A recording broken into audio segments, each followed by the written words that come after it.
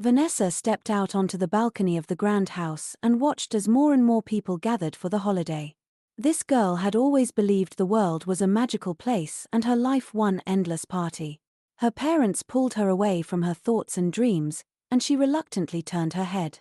Her dad and mom were very wealthy, and Vanessa had never questioned where it all came from. She simply adored her parents, who pampered her and never refused her anything. She had also never questioned who they really were until one day, it was too late. Unexpectedly, a fire broke out in the house. It spread rapidly, and people barely had time to escape. That evening, for the first time, the girl wondered if her parents had enemies or if they themselves were someone's enemies. In an instant, weapons appeared in the hands of Vanessa's father and mother. Her father urgently told the nanny to take Vanessa away. Barbara immediately grabbed the teenage girl and, closing her eyes, rushed past the burning sections of the house. She managed to save Vanessa, but it was all over for her parents that day. The girl was left alone. Tears streamed down her face, she couldn't believe they were gone. Barbara gently encouraged the orphan, promising that they could make her stronger even than her parents. Vanessa saw Barbara as powerful, not just in strength but in how she protected children in her care. Barbara told Vanessa she could also learn to protect children like her. At first, Vanessa didn't understand, she had just lost everything, but she trusted Barbara. So, she agreed to become her student. After that day, Vanessa spent the next 8 years at an Elite Nanny Academy, its location classified. Barbara Strike had taken her under her wing, raised her, and trained her. Now, Vanessa was much stronger. Barbara had become the director of the academy, and after years of lessons and training, Vanessa was finally ready for her first serious assignment. Shortly before Vanessa's visit, Barbara had been discussing a lucrative offer with a certain Mr. Parallon. The headmistress promised that with the proposed salary, they could offer the best employees, each with years of experience. But this particular client wanted someone special, someone who had never worked with anyone before. Barbara presented a list of employees next in line for first assignments. Mr. Parallon asked if they were all competent. The headmistress guaranteed that every graduate was proficient in early childhood development and psychology, as well as trained in first aid and self-defense. All employees could drive various vehicles and were trained in cybersecurity. Housekeeping, financial planning, and politics were also part of the curriculum. Then, Barbara asked why Mr. Parallon needed an elite nanny. Oscar Parallon recalled a conversation from 2 weeks ago with someone who admitted to failing their master and promised to make it right. But Oscar only wanted the ledgers, he was preparing to issue a bill to the guilty party. Then he said he'd call Jack, the man he was speaking to, when he needed his services. Right now, he just wanted more milk. Jack didn't quite understand, but Oscar clarified, his son Cody loved chocolate milk. Cody soon appeared, and Oscar noticed how nervous the boy seemed. But Cody took a bold stance and demanded a double portion from Jack due to his oversight. Oscar asked why he wasn't behaving quietly as promised, but Cody had his own requirements. Jack returned with a carton of milk, hands trembling. Oscar shouted that it was no longer needed, but Cody confirmed his order and grabbed the carton. Oscar picked up his son and was about to leave, still demanding milk. Back in Barbara's office, Oscar explained that the boy's mother was no longer around, and he needed someone to take care of the child. Barbara assured him the child would be in good hands and asked if he had a preference among the candidates. Oscar glanced at the folders and quickly pointed to Vanessa's file. For some reason, her resume caught his attention. He demanded that she be assigned to raise his son. Vanessa's specialty was cybersecurity, and Barbara asked if he had a large internet network at home. Upon hearing he didn't, she suggested someone else, one fluent in Italian, another skilled in self-defense, but Oscar refused to listen. He insisted on Vanessa. Barbara looked at him reproachfully but couldn't turn him down. He paid well. She called for Vanessa, who didn't take long to appear. Of course, the girl was nervous, this was her first assignment, but she believed she could do it. When she entered the office, Barbara stood with her back to her, slow to turn. Without facing her, she told Vanessa she had been offered a task. Vanessa, overjoyed, exclaimed she was ready, had been ready for a long time. Barbara interrupted. She hadn't chosen the task for Vanessa, someone else had. She explained that the client had chosen her personally. Going to the table, she pulled out a folder and announced the name, Oscar Paralan. Vanessa was stunned. She knew that name. It had been on the front page of the newspaper years ago. Paralan hit back. A mafia family. She was convinced they were involved in the fire that took her parents' lives. Barbara advised her not to take the assignment, reminding her she had the right to refuse. But Vanessa couldn't turn down her first mission, not after everything Barbara had done for her. Memories of the fire surged through her mind, and she still didn't know why it happened. She had long believed she'd never learn the truth, but now she had a chance. Barbara had promised to make her stronger, and now she was. Without hesitation, Vanessa declared she was ready to take the job. Barbara had her doubts, but Vanessa's resolve convinced her. The girl also considered that Mr. Paralan had a small child, an innocent. The child needed protection, and she was ready to provide it. She also hoped she might discover the truth behind her tragic past. Barbara met Mr. Paralan again and confirmed that the girl had signed the contract.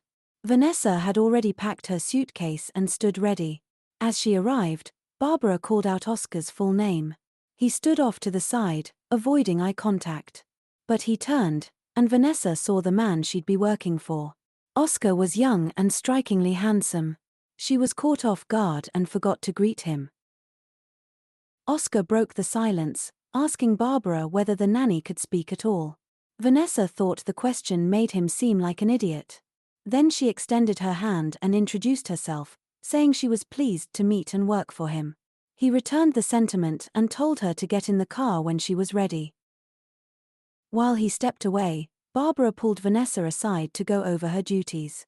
She reminded her not to reveal secrets, embarrass her employer, hack, or fall in love.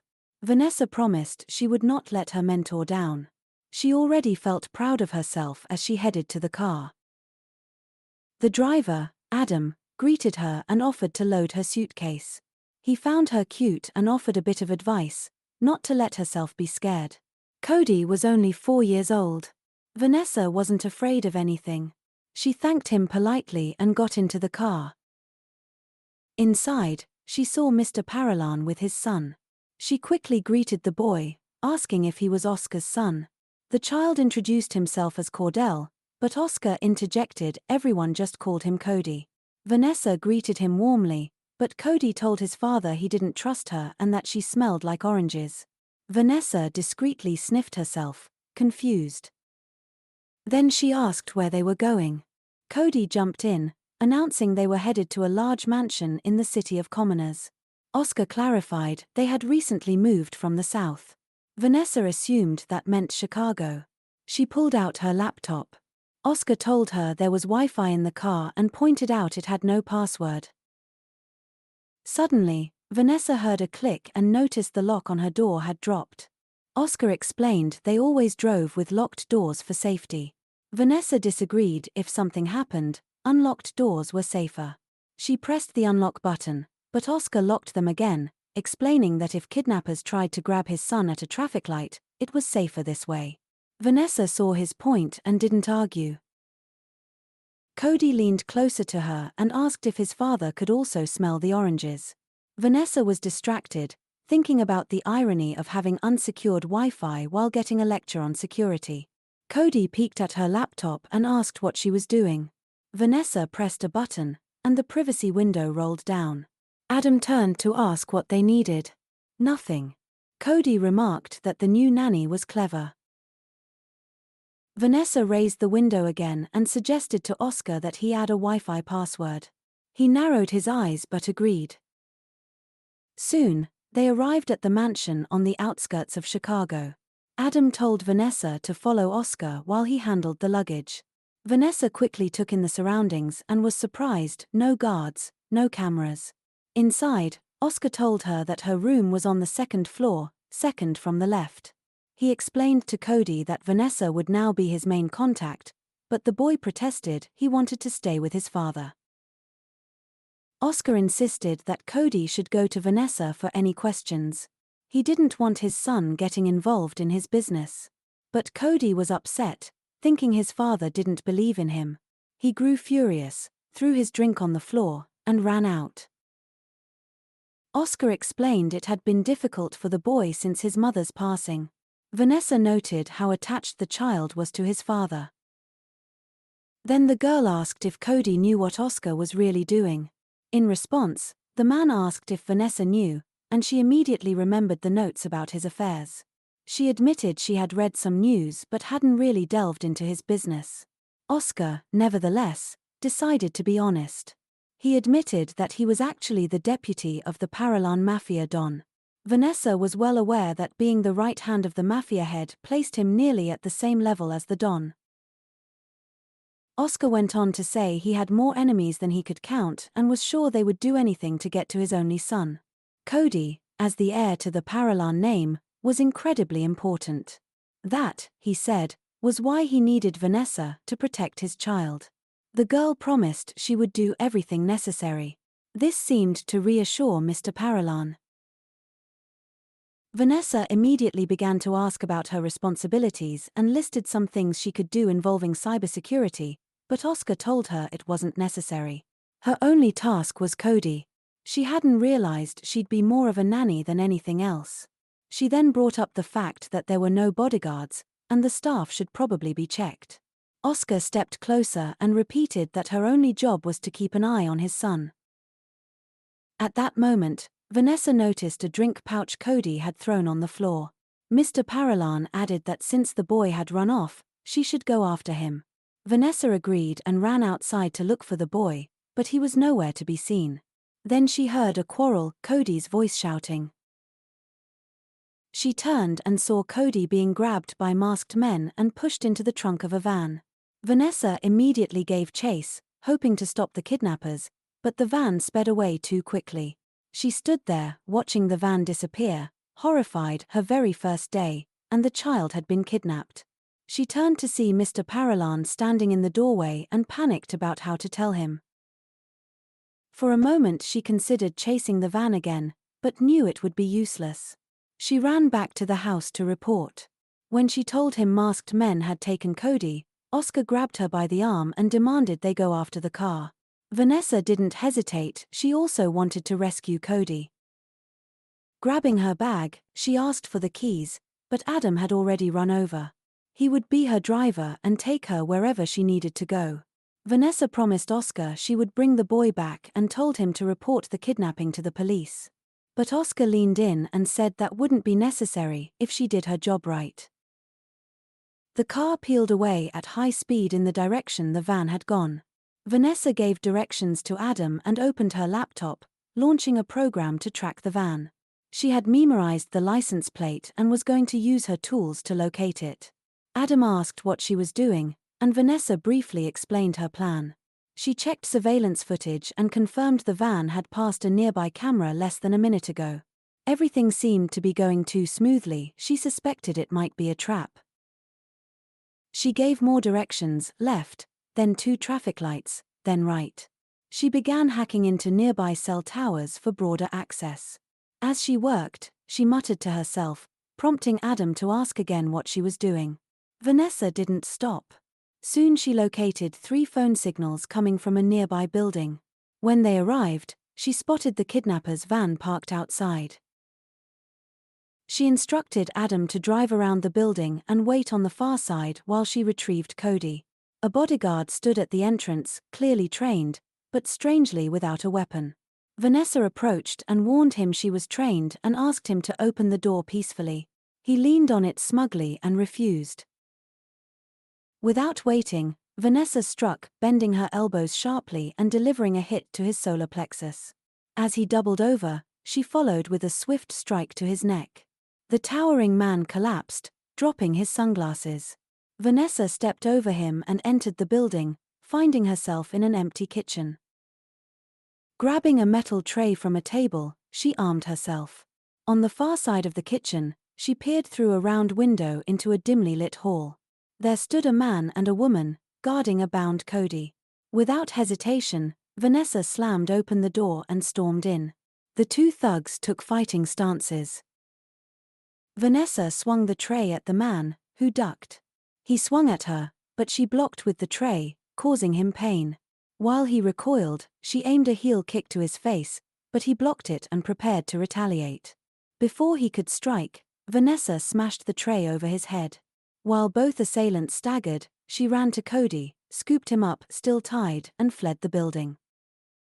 Outside, Adam cheered as she approached with the boy. Vanessa placed Cody in the car and hugged him tightly, then began to untie him, asking if he was hurt. The boy sat silently, bent forward, and Vanessa remembered sitting just like that after the fire that destroyed her home. She hugged him again and promised he was safe now. Then Adam coughed. Vanessa noticed he looked unwell and grew concerned until she saw a gun in his hand, pointed at her. Adam coldly told her to get out of the car. He ordered her to walk away, leaving the child, and offered her $2 million in exchange. Vanessa realized with horror that Adam was working with the kidnappers, or rather, he was part of something bigger. He clarified that he wasn't associated with the low-level goons Oscar had hired to test her. Vanessa understood now this had been a setup. Adam added that the boy had never been out of Oscar's sight and that now was the perfect moment to complete the test. Vanessa placed herself between Cody and the gun. She said she would never let Adam carry out his plan. He urged her to be smart and take the money rather than end up with a bullet in her head. Out of the corner of her eye, Vanessa saw her open laptop. She kept talking to distract Adam while slowly reaching for the device. Her fingers searched for the right button. When she refused again, Adam prepared to pull the trigger. At last, Vanessa pressed a button. The windshield wipers squeaked across the glass, catching Adam's attention. While he turned, she pressed another key. The privacy screen between driver and passengers rose suddenly and jammed Adam's hand, making him drop the gun. Seizing the opportunity, Vanessa pushed the car door open and fell backward, holding Cody close to shield him. She landed on her back, protecting the boy. Then she got up and ran, Cody in her arms, not looking back. She whispered reassurances to the child as she ran, that they'd be home soon, that he had been very brave. Approaching the house, she saw Adam's car already parked in the yard. Panic rose inside her. What if he had already returned and was lying? Then she saw Adam standing calmly next to Mr. Paralan, acting like nothing had happened. Cody wriggled from her arms and ran to his father. Vanessa stood frozen, realizing something was deeply wrong. Oscar patted his son on the head, praised Vanessa for doing an excellent job, and told her she was hired. In that moment, Vanessa understood every part of the encounter. Even Adam's betrayal had been part of the test. But he was just doing his job. Mr. Paralan remarked that he wasn't doing it very well, considering Vanessa had escaped before he pulled the trigger. The girl, although still a little angry, repeated that the doors in the car should not be locked for this very reason. Oscar agreed, and Cody even began to praise her for being fast. He hugged her tightly. Vanessa realized that Oscar had involved his son in a dangerous situation, but at the same time, he couldn't warn Cody. Doing so might have left the boy with psychological trauma. Oscar had wanted to test whether Vanessa could be intimidated or bribed, and he was satisfied with the result. He explained that previous nannies had failed similar tests. Vanessa promised to keep a close eye on Cody but asked Oscar to trust her. He refused. He didn't trust anyone.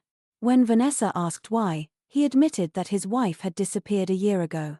Then he pulled a small, blood-stained wedding ring from his pocket, the size fit for a woman. He added that the police had failed to report the truth. His wife had been murdered. Oscar's face darkened with grief. He even closed his eyes, overcome by the memory. Vanessa noticed how little Cody lowered his eyes, embarrassed and saddened by his father's pain. She gently asked Oscar not to talk about it now, since the moment wasn't right. Oscar understood what she meant and asked his son to return to his room. But Cody objected, saying he was fine and didn't want to go back. Vanessa glanced at the windows and asked which one was Cody's room. The boy frowned, not understanding why she wanted to know. Vanessa joked that it was probably the one with lace curtains. Cody grumbled that it wasn't, and Oscar clarified that his room was on the opposite side of the house. Vanessa guessed again, the one with flower pots. The boy groaned and dragged her by the arm, insisting on showing her himself. Before she left, Oscar reminded Vanessa to come to his office in 10 minutes. She nodded and followed Cody, with Oscar watching them go. Adam, standing nearby, commented that he liked Vanessa and warned Oscar not to scare her off. But Oscar believed that if Vanessa could be scared, then she didn't belong there in the first place. As they walked, Cody suspected that Vanessa had lied just to get into his room. She explained that she wanted to see where he lived to understand him better. This surprised Cody, no one had said that to him before. Vanessa was worried, too. Cody had handled his kidnapping far too well, and she was glad it didn't seem to affect him deeply. When they arrived, Cody explained the room hadn't been cleaned yet since they had only recently moved in. Some things were still left from the previous owners, children's things. Vanessa actually liked that. She told Cody he didn't have to show her anything if he didn't want to, but he shrugged and said it was just a room. Inside, the space was large and messy.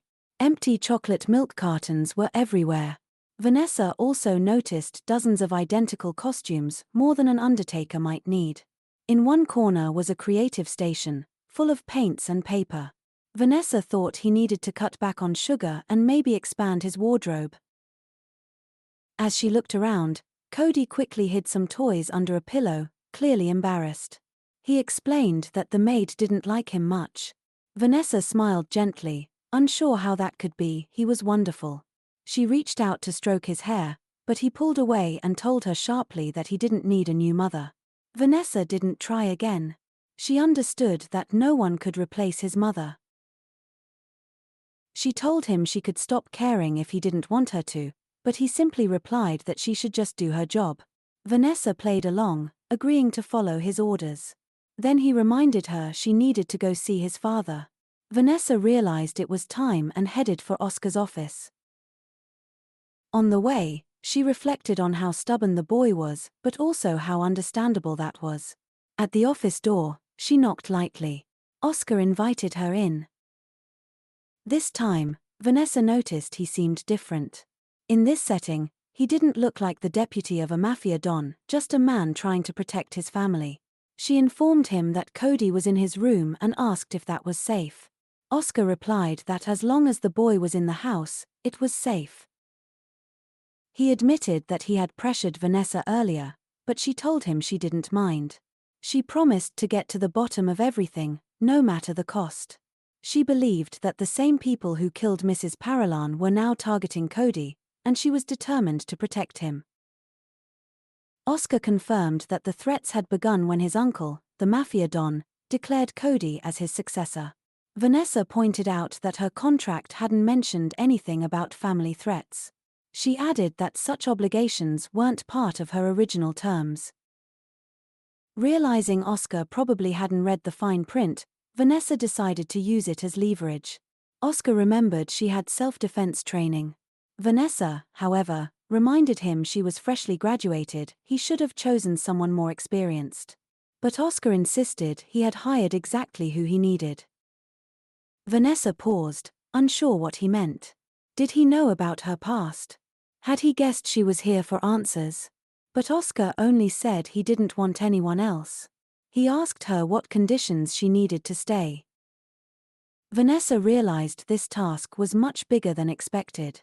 Oscar began offering compensation, increased pay, a house in Mallorca, political connections.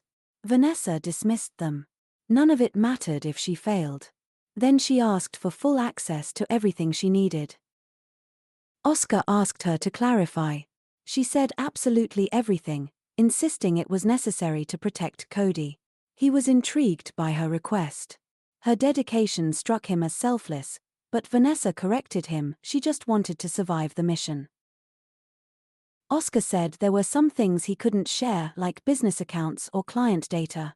Vanessa promised she didn't care about his criminal dealings. She wouldn't look where she didn't need to. The conversation started to amuse Oscar. He asked again what she hoped to gain from all this. Vanessa replied with a personal request, a glowing review. She was risking her life for Cody, and if everything went well, she wanted her work to be appreciated. She also asked that Oscar become the top patron of the Elite Nanny Academy. Oscar considered her request and found it modest. He promised to do it in a year when they left Chicago. But then he turned serious. He warned her that if anything happened to his son, things would be very different. Vanessa would regret not dying during her mission. Though she was not a fearful person, Oscar's threat chilled her. His face was so stern she thought he might hit her, but he didn't. He simply told her to make herself at home. Leaving the office, Vanessa knew he meant what he said. She could see it in his eyes, he wouldn't hesitate to kill her if she failed. But she reminded herself, elite nannies never make mistakes. In the hallway, she found Adam dragging her suitcase upstairs. She could have carried it herself, but Adam told her she'd been through enough. He was glad she was staying. He invited her to inspect the house after all. It would be her home for the next year, unless something irreversible happened. Vanessa couldn't tell whose side Adam was really on, but she followed his suggestion. The house felt like a palace. She walked out to the garden to check the security. Near the fence, she spotted a familiar face, the guard she had knocked unconscious during the rescue. She realized he must have faked it.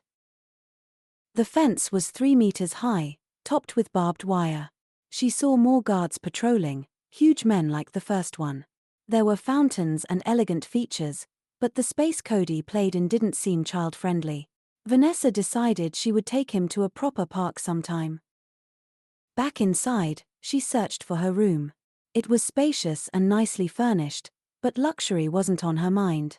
She needed to charge her laptop.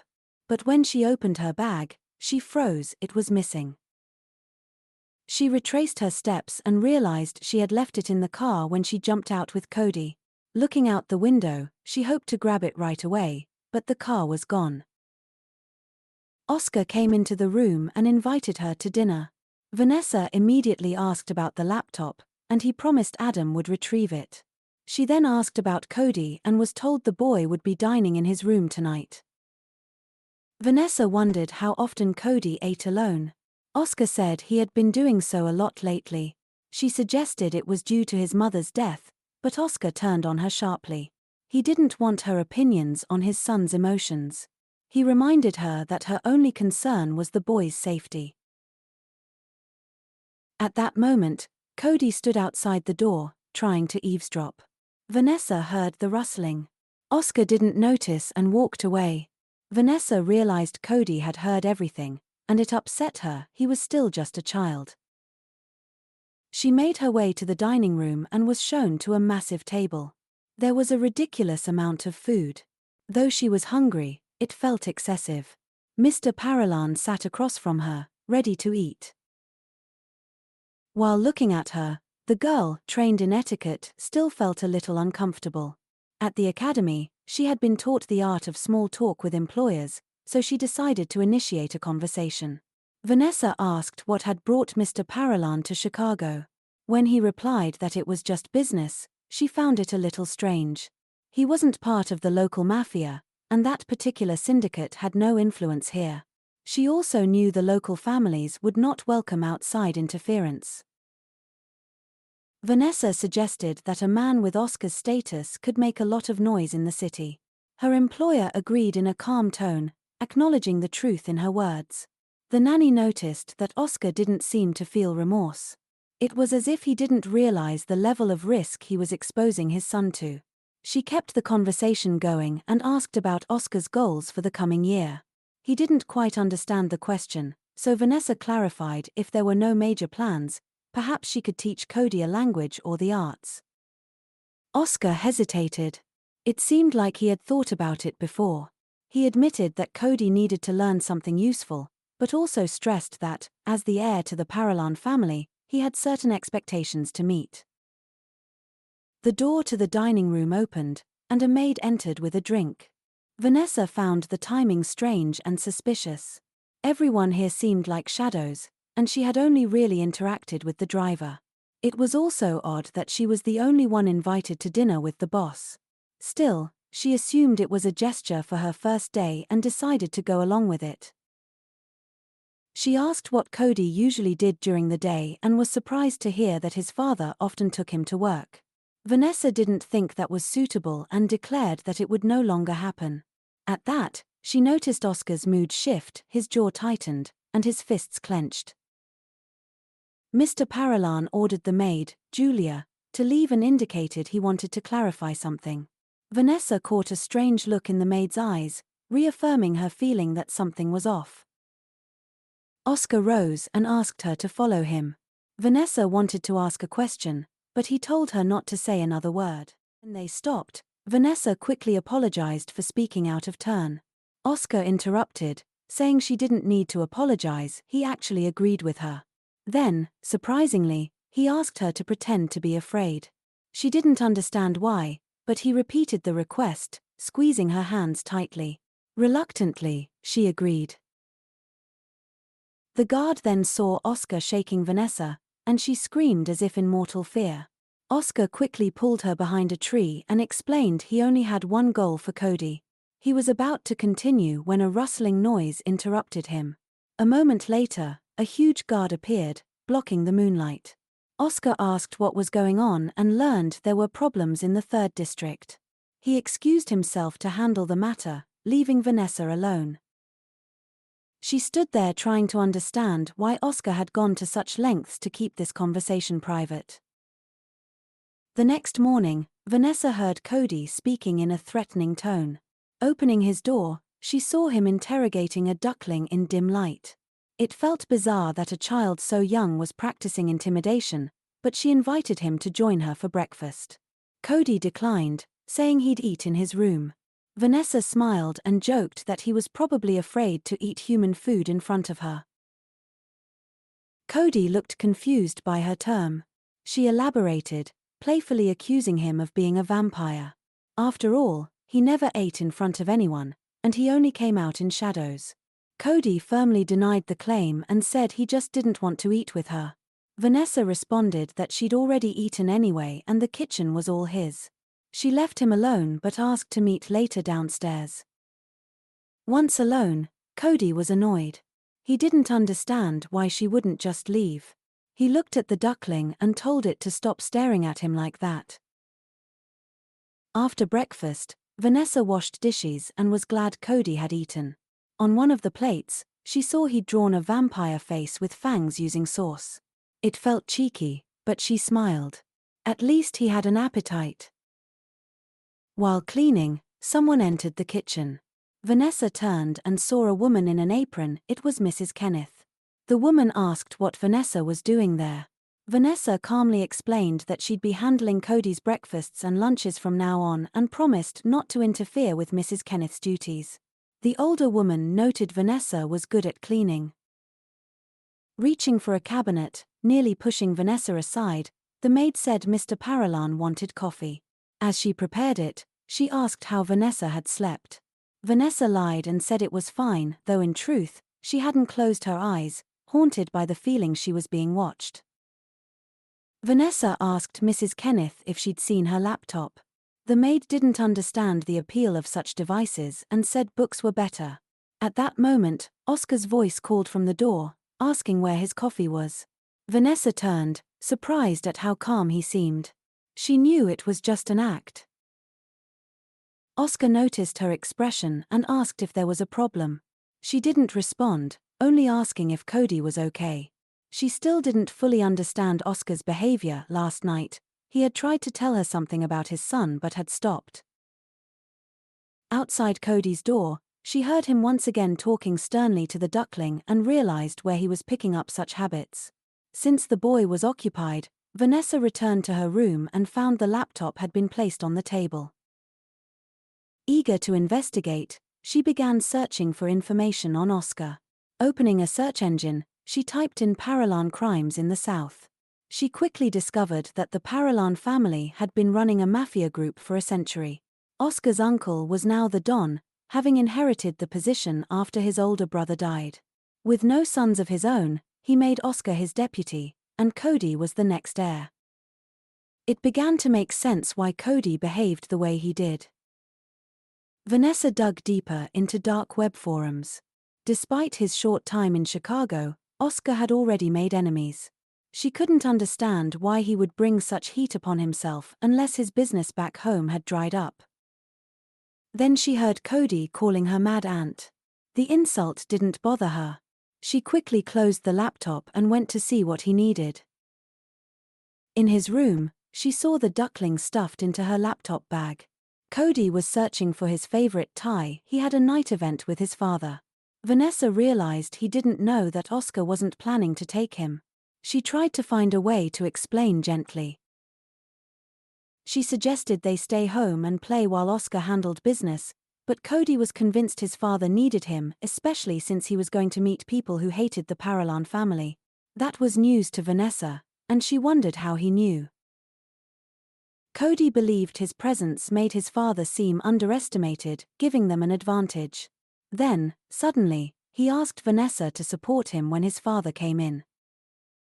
Oscar entered and asked Cody to stay with Vanessa. He wouldn't return until the next evening and believed it was safer this way. Cody was devastated. He tried to bring up what his uncle had said, but Oscar insisted he needed to stay at home. As Oscar left, he asked Vanessa to watch his son closely. She took the chance to ask him to stay a little longer. Oscar, puzzled, agreed to listen. Cody looked at her hopefully, thinking she'd ask his father to take him, but instead, Vanessa only requested access to the security system. Cody's heart sank. He felt betrayed and abandoned. Oscar didn't have time to address it and promised they'd talk later. As he left, Cody remained with his nanny, now bitter at the world. Vanessa tried to cheer him up by suggesting dinner, but Cody refused and told her to leave. She tried to comfort him, but he shouted at her to get out. Left with no choice, Vanessa exited. He slammed the door behind her. She understood exactly how he felt once. She too had been left behind, watching her house burn. That night, Vanessa couldn't sleep. Again, she was overwhelmed by the feeling of being watched. She searched the entire room for cameras but found nothing. Still, the feeling of being watched wouldn't leave her.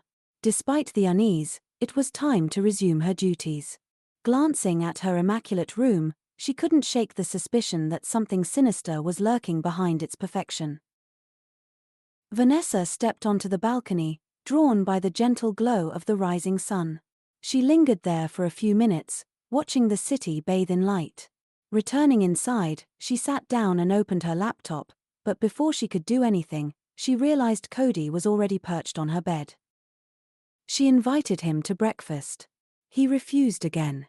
Vanessa offered to take him to the park after eating, but Cody dismissed her disgusting food and said he wasn't going anywhere. Still, his interest was piqued at the mention of the park, and he asked her to tell him more about it. She described a nearby playground and mentioned a zoo, though she added it smelled a bit. At this, Cody confessed he liked the Plaza de Balboa the most. Vanessa didn't know where that was, so he explained it was in the center of the city, nestled between rivers, with trees, benches, and fountains. He and his father used to go there often and feed the ducks. Vanessa tried to picture Oscar in such a tranquil setting. It seemed almost out of character.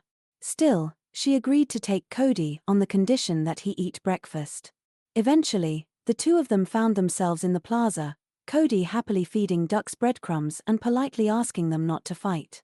Of course, the ducks kept bickering, as ducks do. Vanessa watched him with quiet concern. She could tell how much he missed his father, who was gone all day. Once Cody had tired of feeding the ungrateful ducks, he tossed the rest of the bread into the fountain and turned to Vanessa. "Can I have ice cream?" he asked. She glanced at the time. It was nearing dinner. She hesitated. "It might spoil your appetite," she warned. "Please," Cody added, his eyes wide. "Dad always buys me ice cream." He looked so endearing that Vanessa couldn't resist. She gave in, just one scoop. She pointed to a nearby stand and suggested they go there, but Cody shook his head. My dad buys it in the old quarter, he said. They have pistachio. Though it was a detour, Vanessa agreed. They headed into the busy, tourist-filled old quarter. At the cellar-style ice cream shop, Vanessa ordered pistachio with chocolate chips. She addressed the vendor in French, and Cody's puzzled reaction reminded her she still had a lot to learn. The cone was ready. Vanessa pulled out her phone to pay. Cody stared longingly at the ice cream until suddenly he turned pale, startled, and bolted away as if being chased. Vanessa spun around, stunned. She barely caught a glimpse of him vanishing into the crowd before giving chase. He was gone around the corner in seconds. Why would he run now? He'd asked for this ice cream. Then it clicked, Cody wasn't running from something. He was running to something. At that very moment, Oscar was en route to a meeting. Deep in thought, he didn't notice much until his driver informed him of an incoming video call. From whom? Oscar asked. Your uncle, the driver said. Oscar groaned but agreed to take the call. He opened his laptop. Uncle Johnny's image appeared on the screen, looking unusually tense. Oscar braced himself for bad news, but Johnny merely asked how things were going. Oscar replied that one more group still needed to be coordinated. Johnny warned him not to start a war, he knew his nephew's temperament too well. The Mexicans were weapons experts, but clumsy with luxury goods. Their connections in Chinese retail would help. Satisfied, Johnny raised a toast to the family's expanding empire and reminded Oscar that it would all go to Cody someday. Oscar promised he wouldn't forget. Then Johnny asked about Cody. Oscar gave a vague update. Johnny toasted again, to our little mafioso. After the call ended, a blooded assistant entered Johnny's office and announced that everything was ready.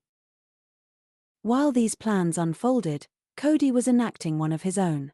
Having escaped Vanessa, he ran breathlessly through the streets, eventually reaching a bus stop. The driver didn't question the lone boy, Cody paid and boarded. Seated by the window, he spotted Vanessa running and ducked out of view. All he cared about now was seeing his father. Vanessa, meanwhile, treated the situation like a game of hide and seek. She ran through possible escape routes. Could Cody ride a bike? Probably not. A taxi or a bus seemed more likely. Closing her eyes, she imagined his thought process. She remembered how desperate he had been to wear a tie and accompany his father that morning.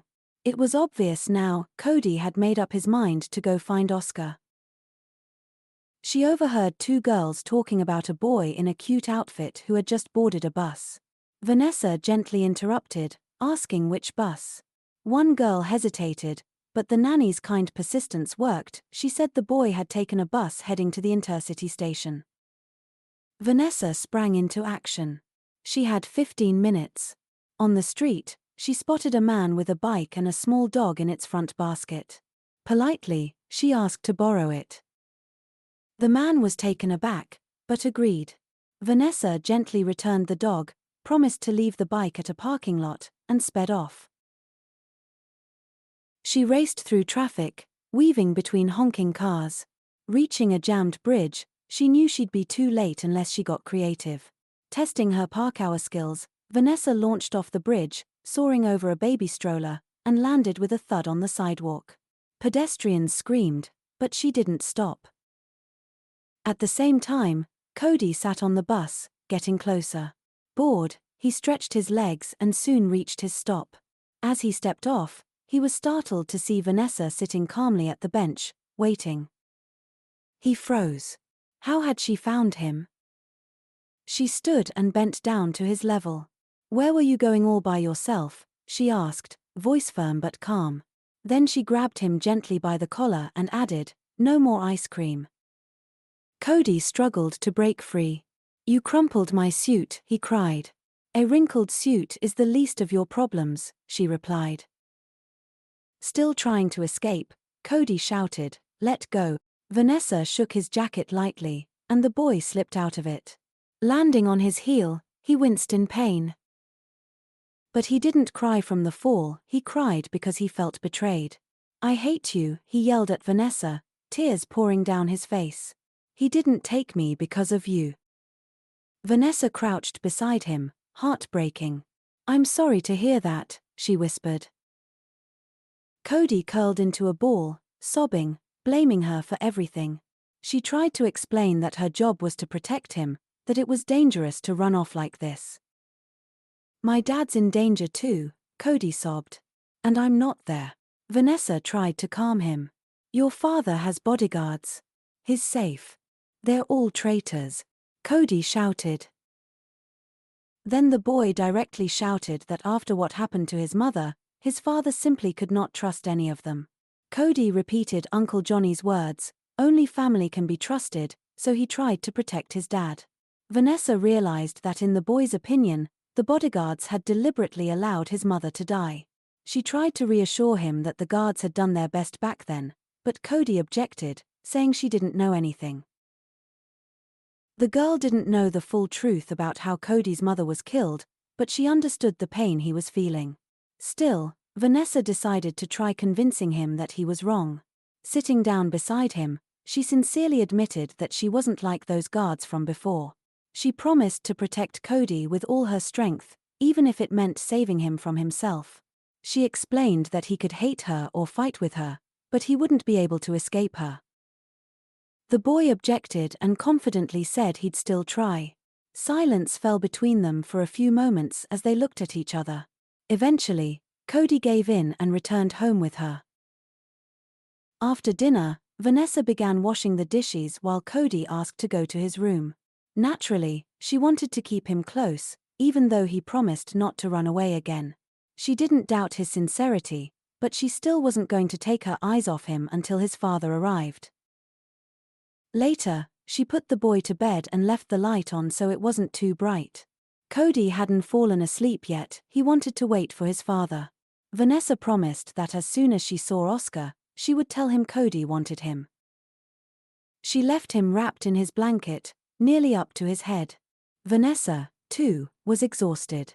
She sat down right outside Cody's door, remembering that she hadn't slept in 2 nights.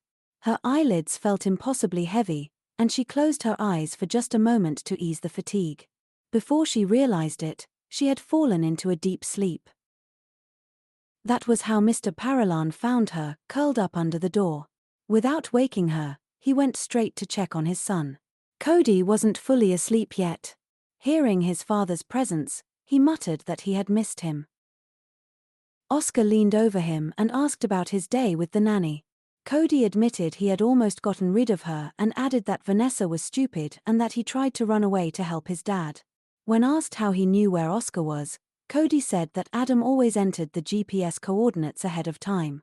Oscar was impressed with his son's cleverness and also noted that Cody had overheard the guards talking. He was proud of how attentive his son was. Cody admitted that Vanessa caught him and didn't let him go on the road.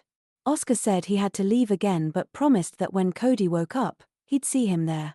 After saying goodnight, Oscar quietly closed the door. He still had one task left: what to do with the sleeping nanny. First, he put back on the shirt he had removed earlier, which was covered in blood. He didn't want Cody to see him in that state. Then he looked at Vanessa again. Curled up and sleeping, she looked harmless, like a kitten. No matter what, his son was safe. He bent down and tried to wake her gently, whispering in her ear. Vanessa stirred and opened her eyes but didn't have the strength to move. She turned her head and realized Oscar had returned. Oscar helped her up, intending to walk her to her room so she could sleep properly. Vanessa didn't want him to fuss over her and said she could walk alone. He didn't argue, but as soon as he let go, she nearly fell. He caught her immediately and insisted on escorting her. Vanessa knew she was too weak, having gone days without sleep. Still, Oscar didn't scold her. He understood that Cody had just wanted to see him. Vanessa, in turn, said she had put a tracker in Cody's shoe. Oscar approved, finding the decision smart. Supporting the nearly sleeping girl, Oscar walked her to her room. Along the way, Vanessa caught a scent on his clothes and recognized the metallic tang of blood. She scrunched her nose at the smell. Oscar only grinned and said it wasn't as pleasant as oranges, was it? Vanessa pushed him away and tried to walk on her own, muttering that Cody should be kept away from all this. Oscar leaned in again and asked her not to shout if she valued her life. Vanessa was surprised, she hadn't realized her voice was raised. Fatigue had dulled her senses. The boss didn't want to argue. He just told her to get some sleep. But Vanessa admitted she couldn't sleep in this house.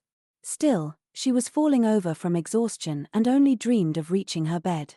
She tried to explain that someone was constantly watching her, but the next thing she knew, she was lying on the bed and unable to speak.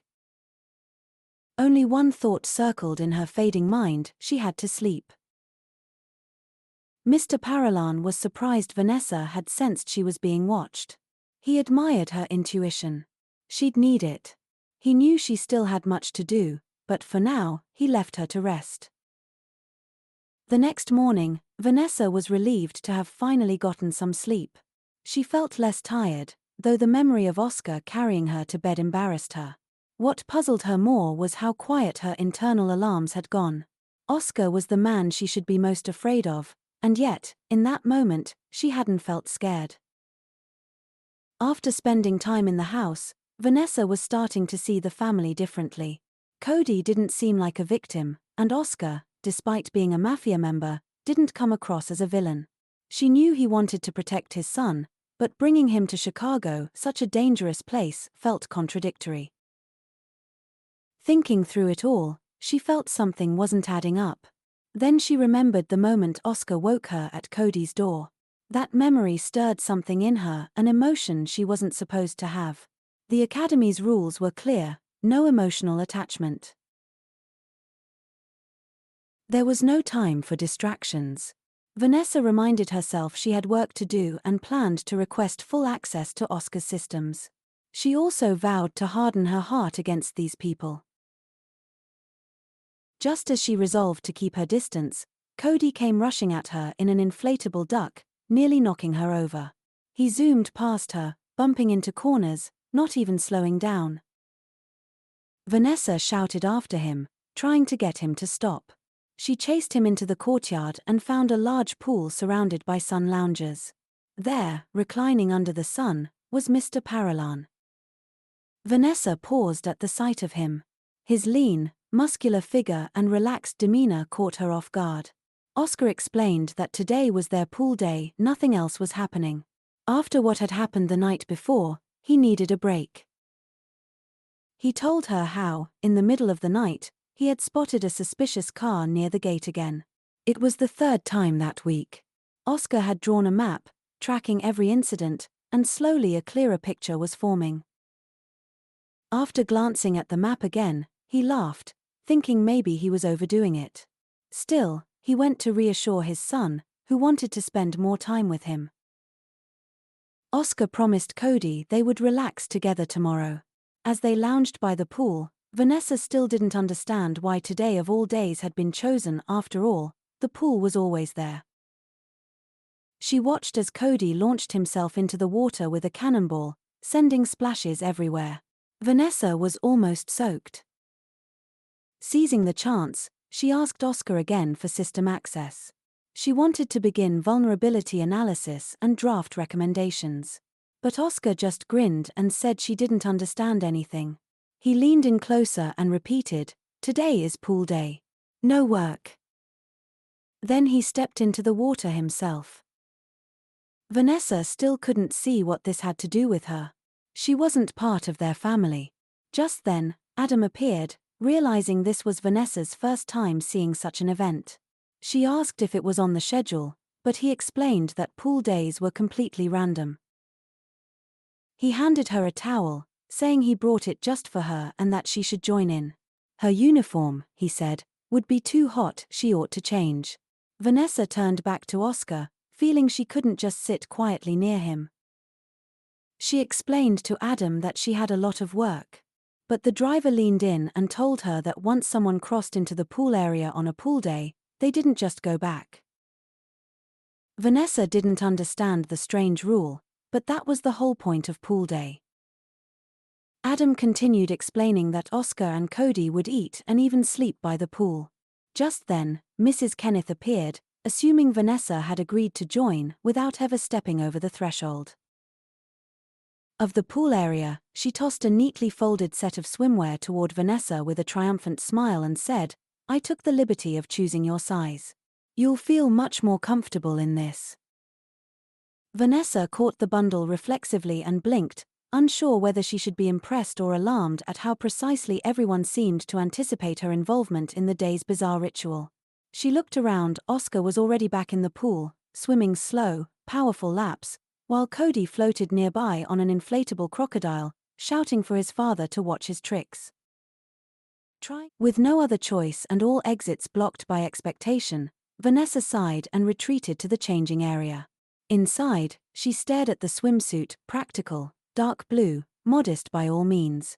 Someone had clearly done their homework. She muttered to herself, "You have got to be kidding me," then started changing. After a while, standing in her swimsuit, Vanessa realized that her plans to get answers that day had failed, so she decided to try to get along with Cody instead, hoping he would not be so alien to her. Approaching the water, she saw the boy holding 3 rings in his hands and invited her to play again. Oscar, meanwhile, sipping coffee, watched with interest the actions of his son and his nanny. Vanessa was ready to jump into the water and decided to do it with a little effect. The next moment she cut through the air with her hands and rapidly descended into the water. Paralan watched with curiosity as the girl made her jump head down. A few seconds later, after the nanny disappeared underwater, she emerged holding a ring in her hand. Cody immediately asked if his father had seen it, and Oscar nodded affirmatively. Then the boy told the nanny that he would be able to get the next ring first. The next moment they were both underwater, each trying to reach the ring as quickly as possible. When they surfaced, the boy noticed that he was definitely missing something while underwater, carried away by the capture of the ring. The nanny managed to pull the duck circle from him and even teased him in a childish way, trying to play, but this only made the boy angry. Still, she did not separate him from the duck and soon joined the owner to sunbathe on a sunlounger. Oscar noticed that they were having fun. Vanessa noticed that the boy had quite a lot of energy, and while the adults were resting, Cody continued to splash in the water, not wanting to get out at all. Then Oscar remembered how recently the girl was very eager to gain access to his security system. This seemed a little suspicious to him because he decided the nanny had ulterior motives to get closer to him. From such words, Vanessa even stopped chewing her sandwich because the boss himself promised to give her full access. After listening to the girl, Oscar sprawled on a chaise lounge like a model and asked if such full access was enough for her. It was definitely a joke on his part, but Vanessa, who knew him to be serious, couldn't believe he was joking. For a moment, she even thought that her boss had been replaced and now a completely different person was sitting in front of her. Adam, the driver, reappeared on the doorstep and asked the boss to talk to him. The driver never bothered Oscar just like that, and he immediately got up to find out what had happened.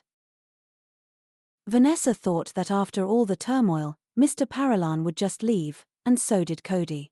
Adam briefly explained the matter and advised that the boss needed to see it himself, but Oscar could not leave because it was pool day. Then he heard the words of his son, who also advised him to go. Mr. Paralan was even a little glad that his son understood him and was not angry, so he agreed. Before leaving, he turned to Vanessa and asked her to look after the boy. Then he disappeared behind the doors. The girl noticed that her boss looked a little frightened. Vanessa was well aware that something had happened and something was not good, but she didn't know what it was. Presently, Mr. Paralan, following the driver, headed toward one section of the fence near the gate. At the same time, he questioned Adam if he had time to see the license plate of the car which again stopped at his house. The driver admitted that at the moment he was in the kitchen but was sure those people had been watching for a long time. When Oscar reached the place, he saw a gutted teddy bear covered in blood hanging on the bars of the fence. He asked Adam to check for explosives or surveillance devices and to dispose of the toy later. Meanwhile, Vanessa noticed that the boy was still sad and suggested they dive for the rings again. Cody got tired of the game, so the nanny offered to come up with some new entertainment. Vanessa decided to guess his favorite things, and if she made a mistake, Cody could push her into the water. Although the game seemed silly to the boy, the girl decided to play anyway and offered to start with his favorite animal. Cody stared questioningly, and the nanny made a thoughtful look before guessing the giraffe, but it wasn't the animal Cody liked. He playfully pushed the babysitter into the pool. It seemed the boy was beginning to like the game, and he offered to guess his favorite food next. The girl was sure she knew this because she was his nanny after all and couldn't help but know. After going through all the dishes the boy ate with appetite, she guessed asparagus, but this time Vanessa was wrong. Cody pushed her into the water again, this time with even more enthusiasm. The girl somersaulted into the pool while pretending to be significantly hit by the boy's push. This made Cody laugh even more, and he no longer tried to hide his childish laughter. Then he confessed to the nanny that she was not as bad as he had thought before. The girl noticed Mr. Paralan behind him and realized he had not returned to continue bathing.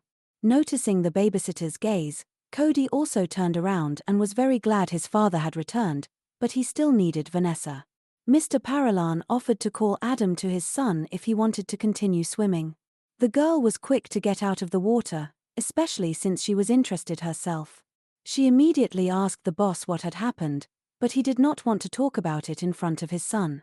Taking a towel from his neck, he threw it in the nurse's face and ordered her to come to his office in 10 minutes, dry. Given how much time she had, Vanessa knew she wouldn't have time to go to her room to get ready. Cody shared with the babysitter that Adam wouldn't agree to swim with him because he didn't like to wet his hair. The girl found this interesting and had a few thoughts flashing through her head. Then she leaned over to the boy and asked him to tell her his favorite food. Although he did not understand why she needed it, Vanessa smiled sweetly and explained she was going to cook dinner and wanted to pamper the little one with a treat.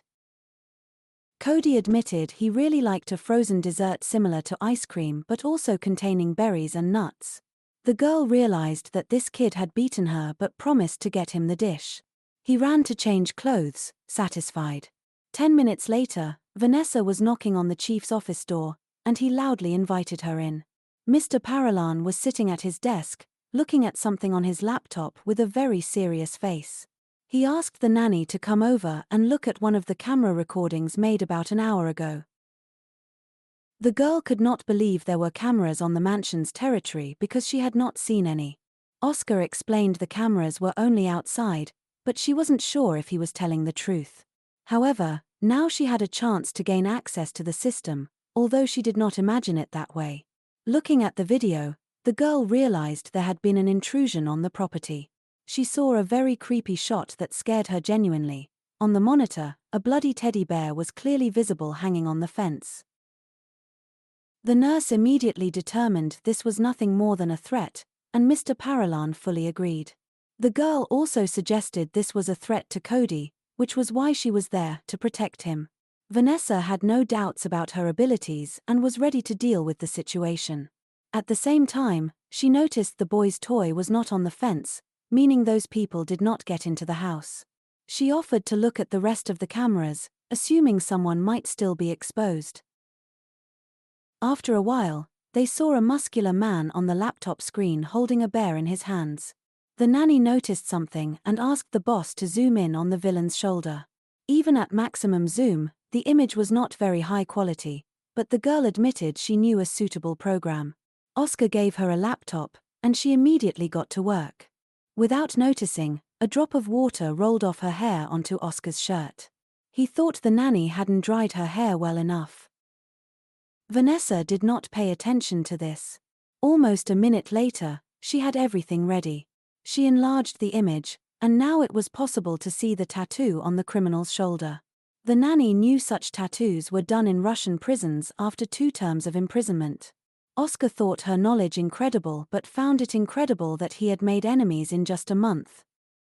The girl suggested that the Dawn Mafia Paralan had some significant problems with the Russians. She also assumed her boss had broken into their territory without knowing it or that he had something they needed. When the nanny asked again what he had forgotten in Chicago, he explained he only made acquaintances and influenced people. Still, the girl was not joking. Mr. Paralan decided it was his turn to ask questions. He was very curious how the nanny could know so much about organized crime. He began to seriously question her about where she got such knowledge that went beyond her duties as a nanny. The girl stammered, realizing she had unwittingly revealed too much and now had to excuse herself. She began by saying she had done research before accepting the job offer, but Oscar did not believe it because no more than an hour had passed. Vanessa backed up her words by saying many things were already known to everyone and she had read about them.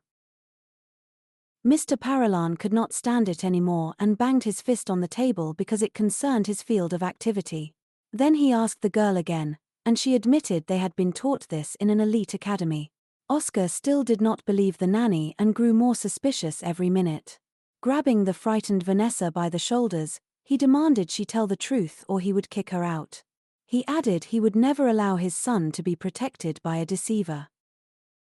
The girl understood this was a decisive moment and she had to say something to her boss. At the same time, Oscar must not find out she was investigating the murder of her parents.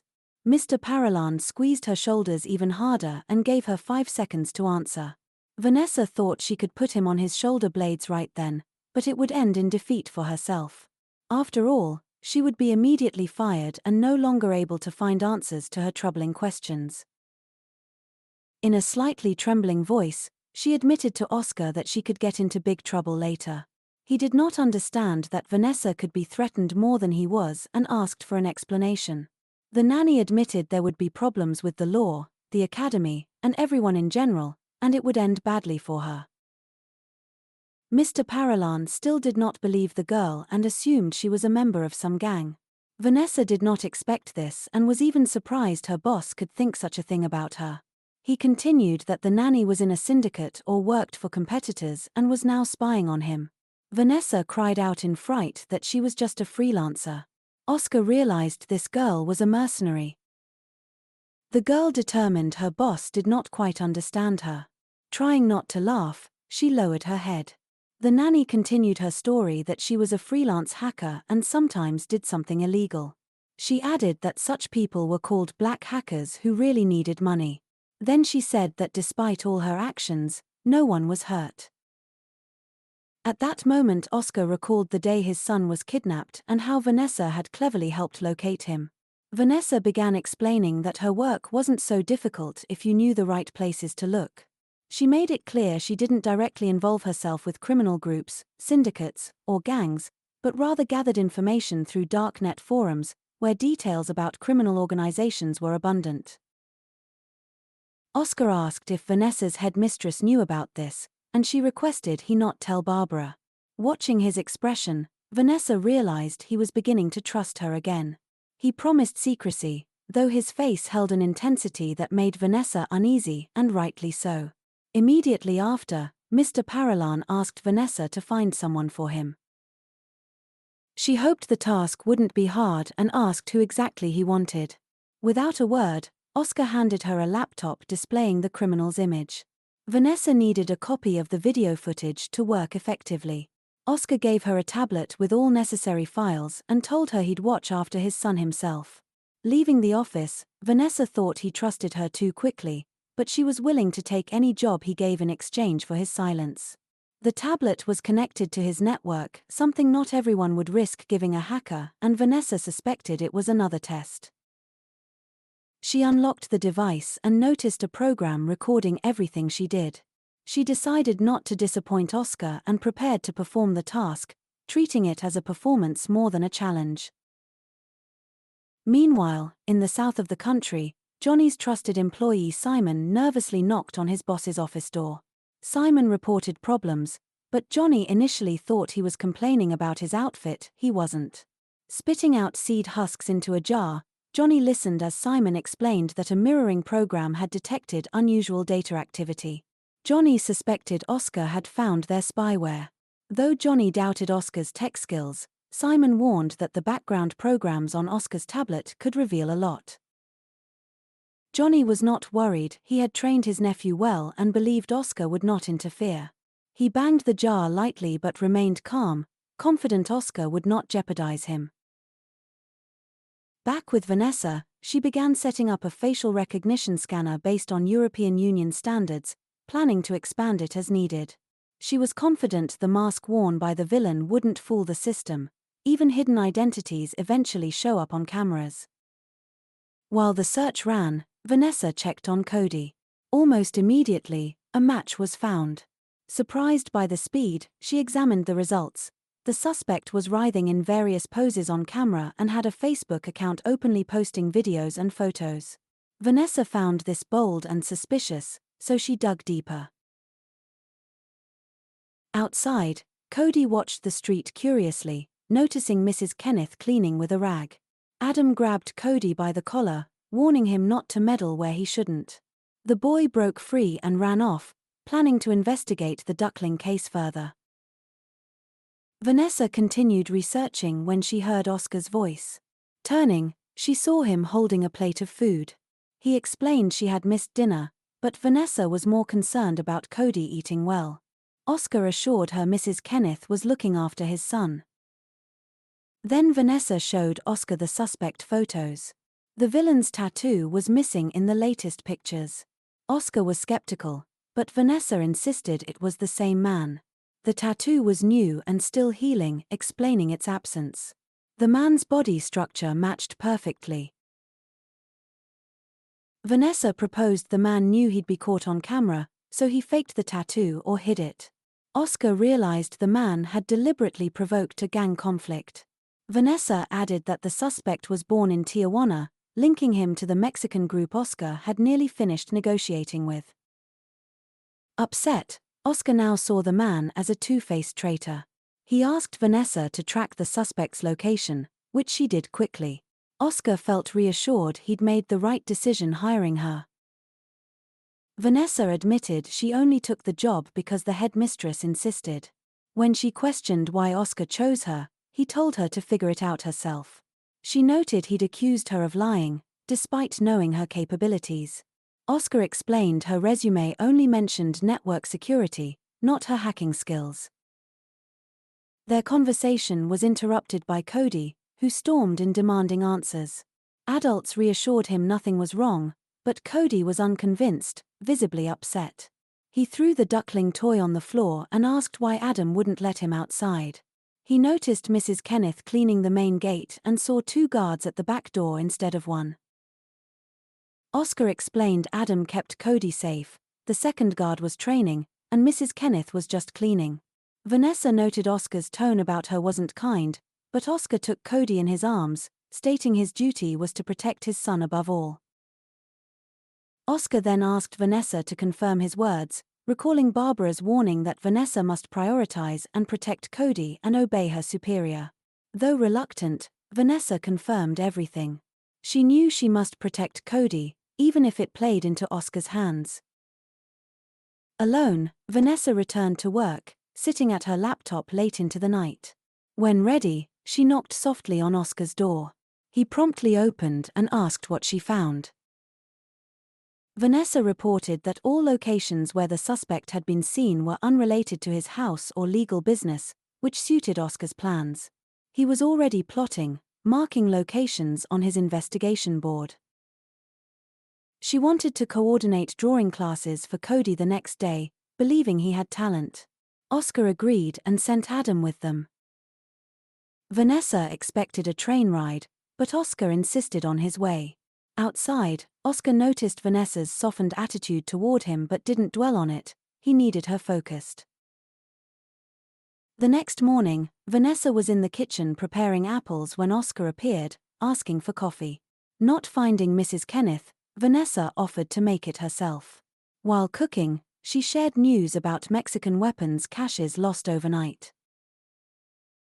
Oscar smiled mysteriously, suggesting Vanessa might not find such news interesting, but quickly reassured her he had no involvement and lacked resources for such operations. Vanessa doubted but listened as Oscar confessed he had contacts with grandmother Ivanova, a powerful figure managing organizations in Western Europe. This surprised Vanessa, knowing the reach Ivanova had. Oscar also told Vanessa that Russians were very sensitive about their tattoos. After coffee, Oscar left for his drawing classes with Cody. Vanessa pondered the man's extensive connections. At the class, Cody was reluctant, preferring to draw at home. Vanessa insisted he try to make new friends. Cody doubted kindness in the world, but Vanessa encouraged politeness. Other kids admired Cody's costume and guessed Vanessa was British and sent on purpose. Cody proudly explained his costume preserved the Paralan family's honor. Another boy, Clark, defended Cody and gave him an apron.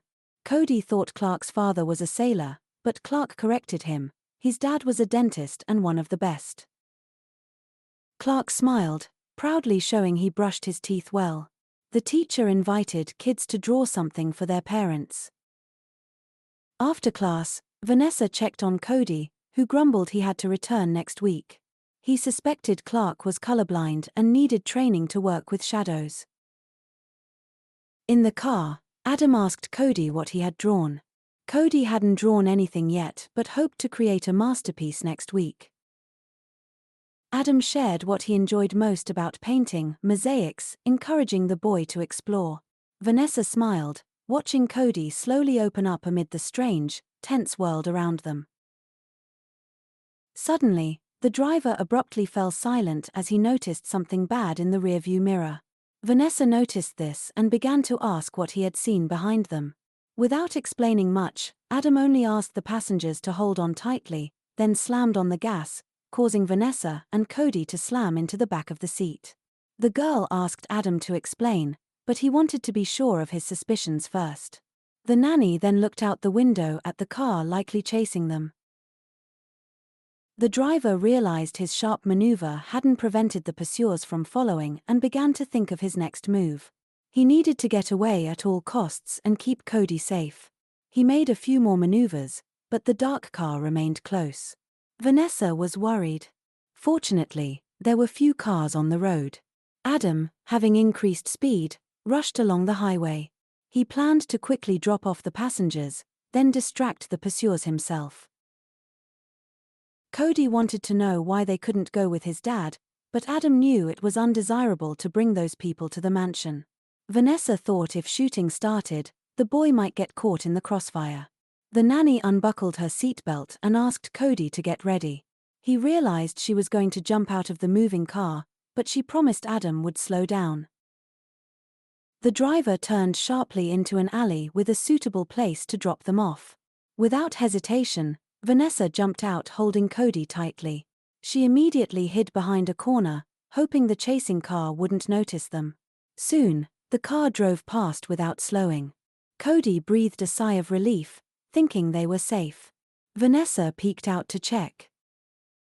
Cody tried to say something, but Vanessa quickly covered his mouth to keep him quiet.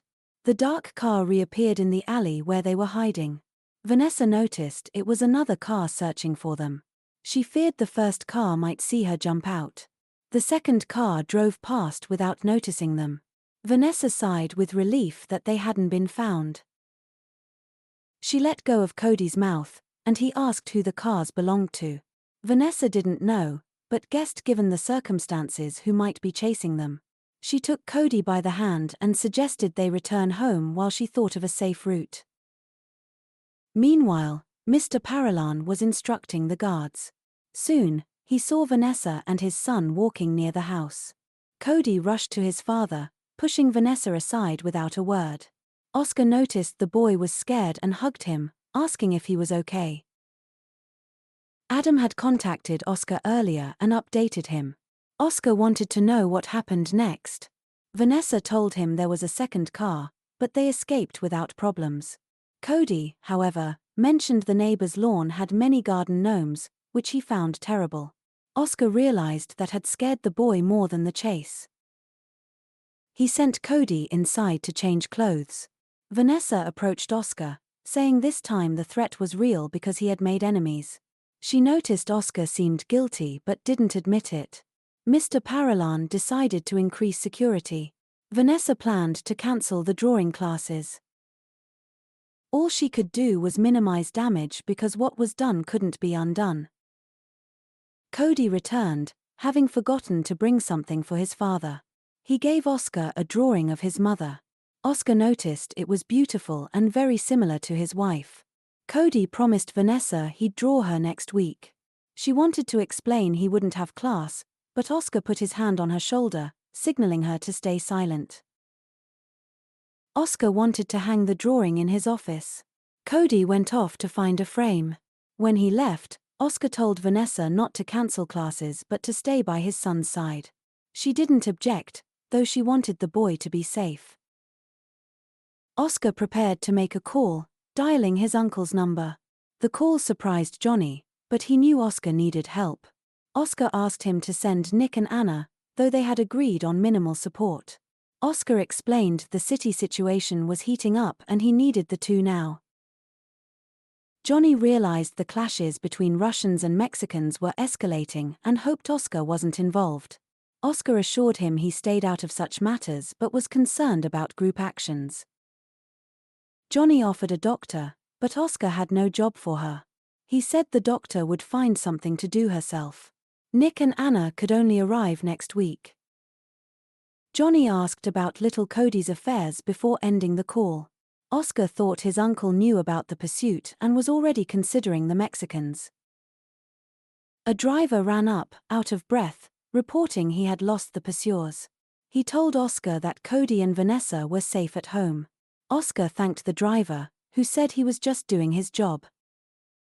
Adam joked Vanessa should be thanked as a champion at jumping out of cars. The driver agreed Oscar was lucky to have her, wherever he found her. Oscar disagreed, trusting his inner voice. Looking at the house windows, Oscar noticed Vanessa standing there, watching in his direction. Late afternoon, Vanessa settled on the bed with the tablet. She found no files on Oscar's network older than a couple of months and no mention of a fire in his family. She understood data was periodically deleted. She saw no point in accessing the network but thought such an organization must store data somewhere else. Maybe not locally. Vanessa recalled the mirroring program and decided to try accessing data through it. She knew if data wasn't stored on the network, it was sent elsewhere. She began hacking again to trace where the data went. After hard work, Vanessa found a larger network with serious firewalls and fake IPs. Oscar did not have access. She decided to find who controlled it by preparing a small gift for the mysterious collectors. A week later, Vanessa took Cody to drawing class. She told him to behave, but he objected, confident he was great. Vanessa had noticed his self-confidence but hoped he wouldn't do anything foolish. Entering the classroom, Cody threw his apron at Clark, not wanting to stain his clothes. He noticed Clark wore a gardener's uniform and learned Clark's mother had picked it out. A mustachioed man entered with a brush and invited the children to introduce themselves. Another nanny asked Vanessa how long she had worked as a nanny. When she said 2 weeks, the other nanny, Olivia, was surprised, as Vanessa looked very professional. Olivia had worked for 8 months in the same family but the child still hated her. Olivia had to take the child to piano and tennis lessons, during which the child cried. The girl under Olivia's care refused homework, only ate yellow food, and called Olivia by the previous nanny's name. Vanessa realized Olivia was struggling. Vanessa had her own difficulties, such as running and hiding from pursuers, but tried to stay positive. Suddenly, the classroom window shattered. Shards flew and stuck in Vanessa's face, but she was more worried about Cody. She ran inside to see a man holding the baby threatening others with a gun. The children were terrified and cried. Vanessa prepared to stop the villain, but he ordered her to stay or the boy would suffer. She stopped and asked him to release Cody. The boy shouted to Vanessa as if warning her. Suddenly, a shot rang out, blood flowing on Vanessa's arm. Olivia had shot, aiming to remove Vanessa. Another shot followed, and Vanessa fell, unable to move. The man and boy fled. Cody shouted to Vanessa, thinking she was dead. Olivia caught the villain and suggested retreating through the back door to avoid the family driver. Vanessa regained consciousness, head spinning. Leaning on the wall, she tried to find Cody. Adam appeared, having heard the shots. He caught Vanessa as she nearly fell, asking where Cody was. Seeing Vanessa was shot, Adam began to stop the bleeding. Vanessa thought it was a scratch.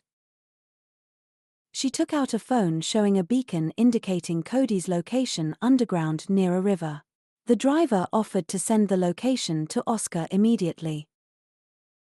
Adam wrapped Vanessa's hand, but she insisted on rushing to find Cody now, asking Adam to catch up later. The driver urged her to wait, but she ran toward a nearby tunnel. Vanessa knew she could reach Cody faster on foot. At the tunnel, a rusty lock barred her way. She kicked it with all her strength. It broke on the first blow, and Vanessa fell inside. Almost there, she saw a boy tied with rope who shouted a warning. The man who took the boy appeared, waving a gun at Vanessa. She grabbed his arm and then his hand, pressing down to intercept the pistol. Now threatening the bandit with his own gun, she ordered him to stand still or die. Suddenly, Olivia's voice called out. Vanessa turned toward her. The bandit warned Vanessa not to do anything foolish or the child would be harmed. Vanessa asked who they were and what they wanted. Cody shouted they were a Mexican gang wanting revenge on his father, the best mafioso. Olivia revealed Oscar wanted to take over their businesses. The boy shouted they were just opening a shop and ordered the bandits to stay away. Then his father's voice was heard, praising the speech as excellent. Everyone immediately turned toward Oscar.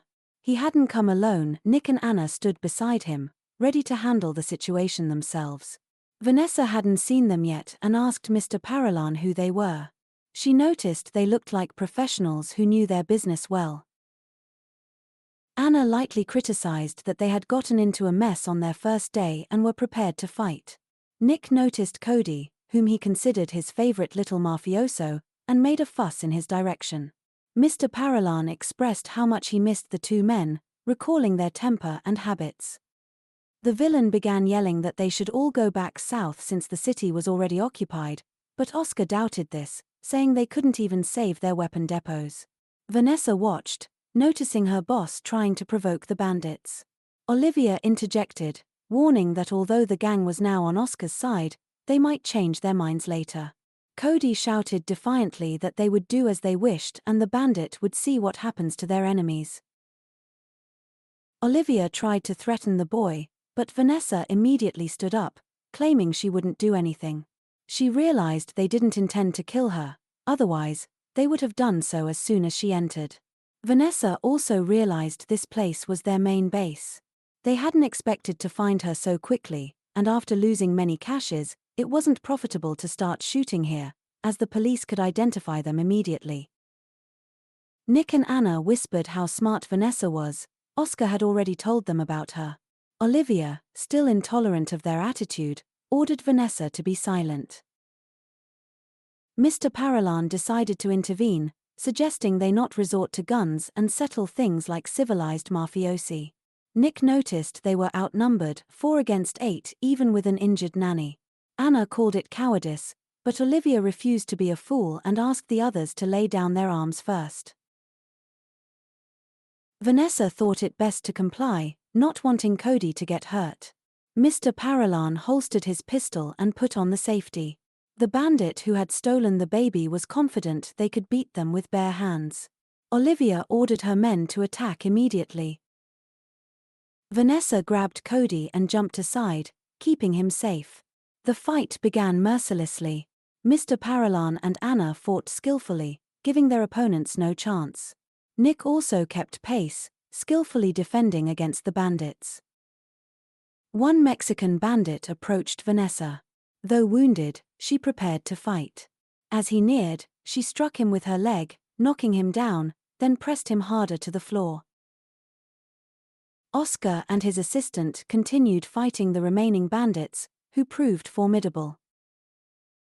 Vanessa decided it was safer to carry Cody away, putting him on her back. Before she could reach the exit, another bandit appeared, quickly handled by Nick. Before Vanessa could leave, the entire Mexican group lay immobilized on the ground. Cody jumped down and ran to his father, praising his quick action. Nick approached Vanessa, praising her fighting skills as a nanny. Anna said Vanessa reminded her of someone but couldn't recall who and wondered if Vanessa had been to Buffalo. Vanessa tried to answer but suddenly collapsed. Nick caught her just in time, realizing she had lost a lot of blood. Oscar ordered the bandits taken to the annex, leaving the assistants to handle it. He carried Vanessa to the car himself, insisting she rest after all she had done. When Vanessa next opened her eyes, she was in bed, her arm and head bandaged, and her body aching. Nick explained Anna had stitched her arm but was not a doctor. Vanessa didn't know who Anna was. Nick introduced her as his partner and himself as well. He knew from Oscar who Vanessa was, the hacker who caught bullets. Vanessa saw it as just a job, but Nick doubted they shared the same work. Nick visited to warn Vanessa she needed to rest at least a day. Vanessa worried about Cody, but he was now watching TV with his father. After Nick left, Vanessa realized Oscar had decided to increase security. He seemed well acquainted with their enemies.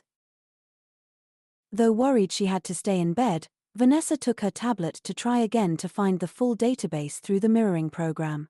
She soon identified a network of devices, security cameras, personal computers, dozens of accounts, and located the main complex in the south. Curious where the data was stored, she considered the possibility of a deleted archive. Searching city of Albuquerque, she found the archive contained over 200 files about racing, jewelry, gambling, and deals spanning decades. Looking through this, Vanessa concluded her parents had been mafiosi, which displeased her. She guessed they were criminals involved in money laundering, casinos, horse racing, and black market jewelry. Their affairs eventually went awry, with sad consequences. Vanessa narrowed her search to find needed information faster, but suddenly the screen went dark and a warning appeared. Someone had disconnected her from the network. She didn't know who or why but suspected a hack. She decided to take Oscar's cybersecurity seriously. In Albuquerque, a young man surrounded by monitors noticed her hacking attempt. It was Simon, curious about what she sought and how she entered their system. Vanessa, having finished, asked Julia where Oscar's new people were. Julia said they were in the kitchen. Nick and Anna were discussing plans when Vanessa arrived. Anna was surprised Vanessa got up so early despite her injury. Vanessa thanked them, saying without their help Cody could have been seriously harmed. The nanny also thanked Anna for her support.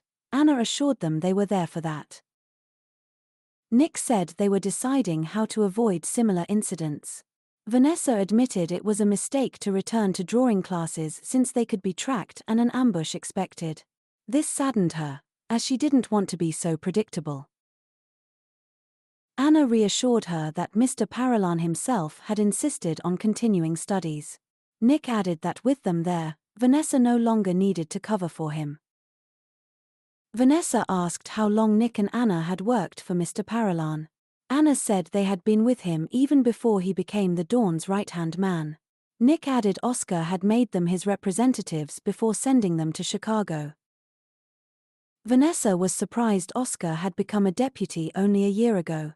She remembered his wife disappeared around that time and he was immediately appointed deputy. She found it strange, but Anna warned her not to tell anyone.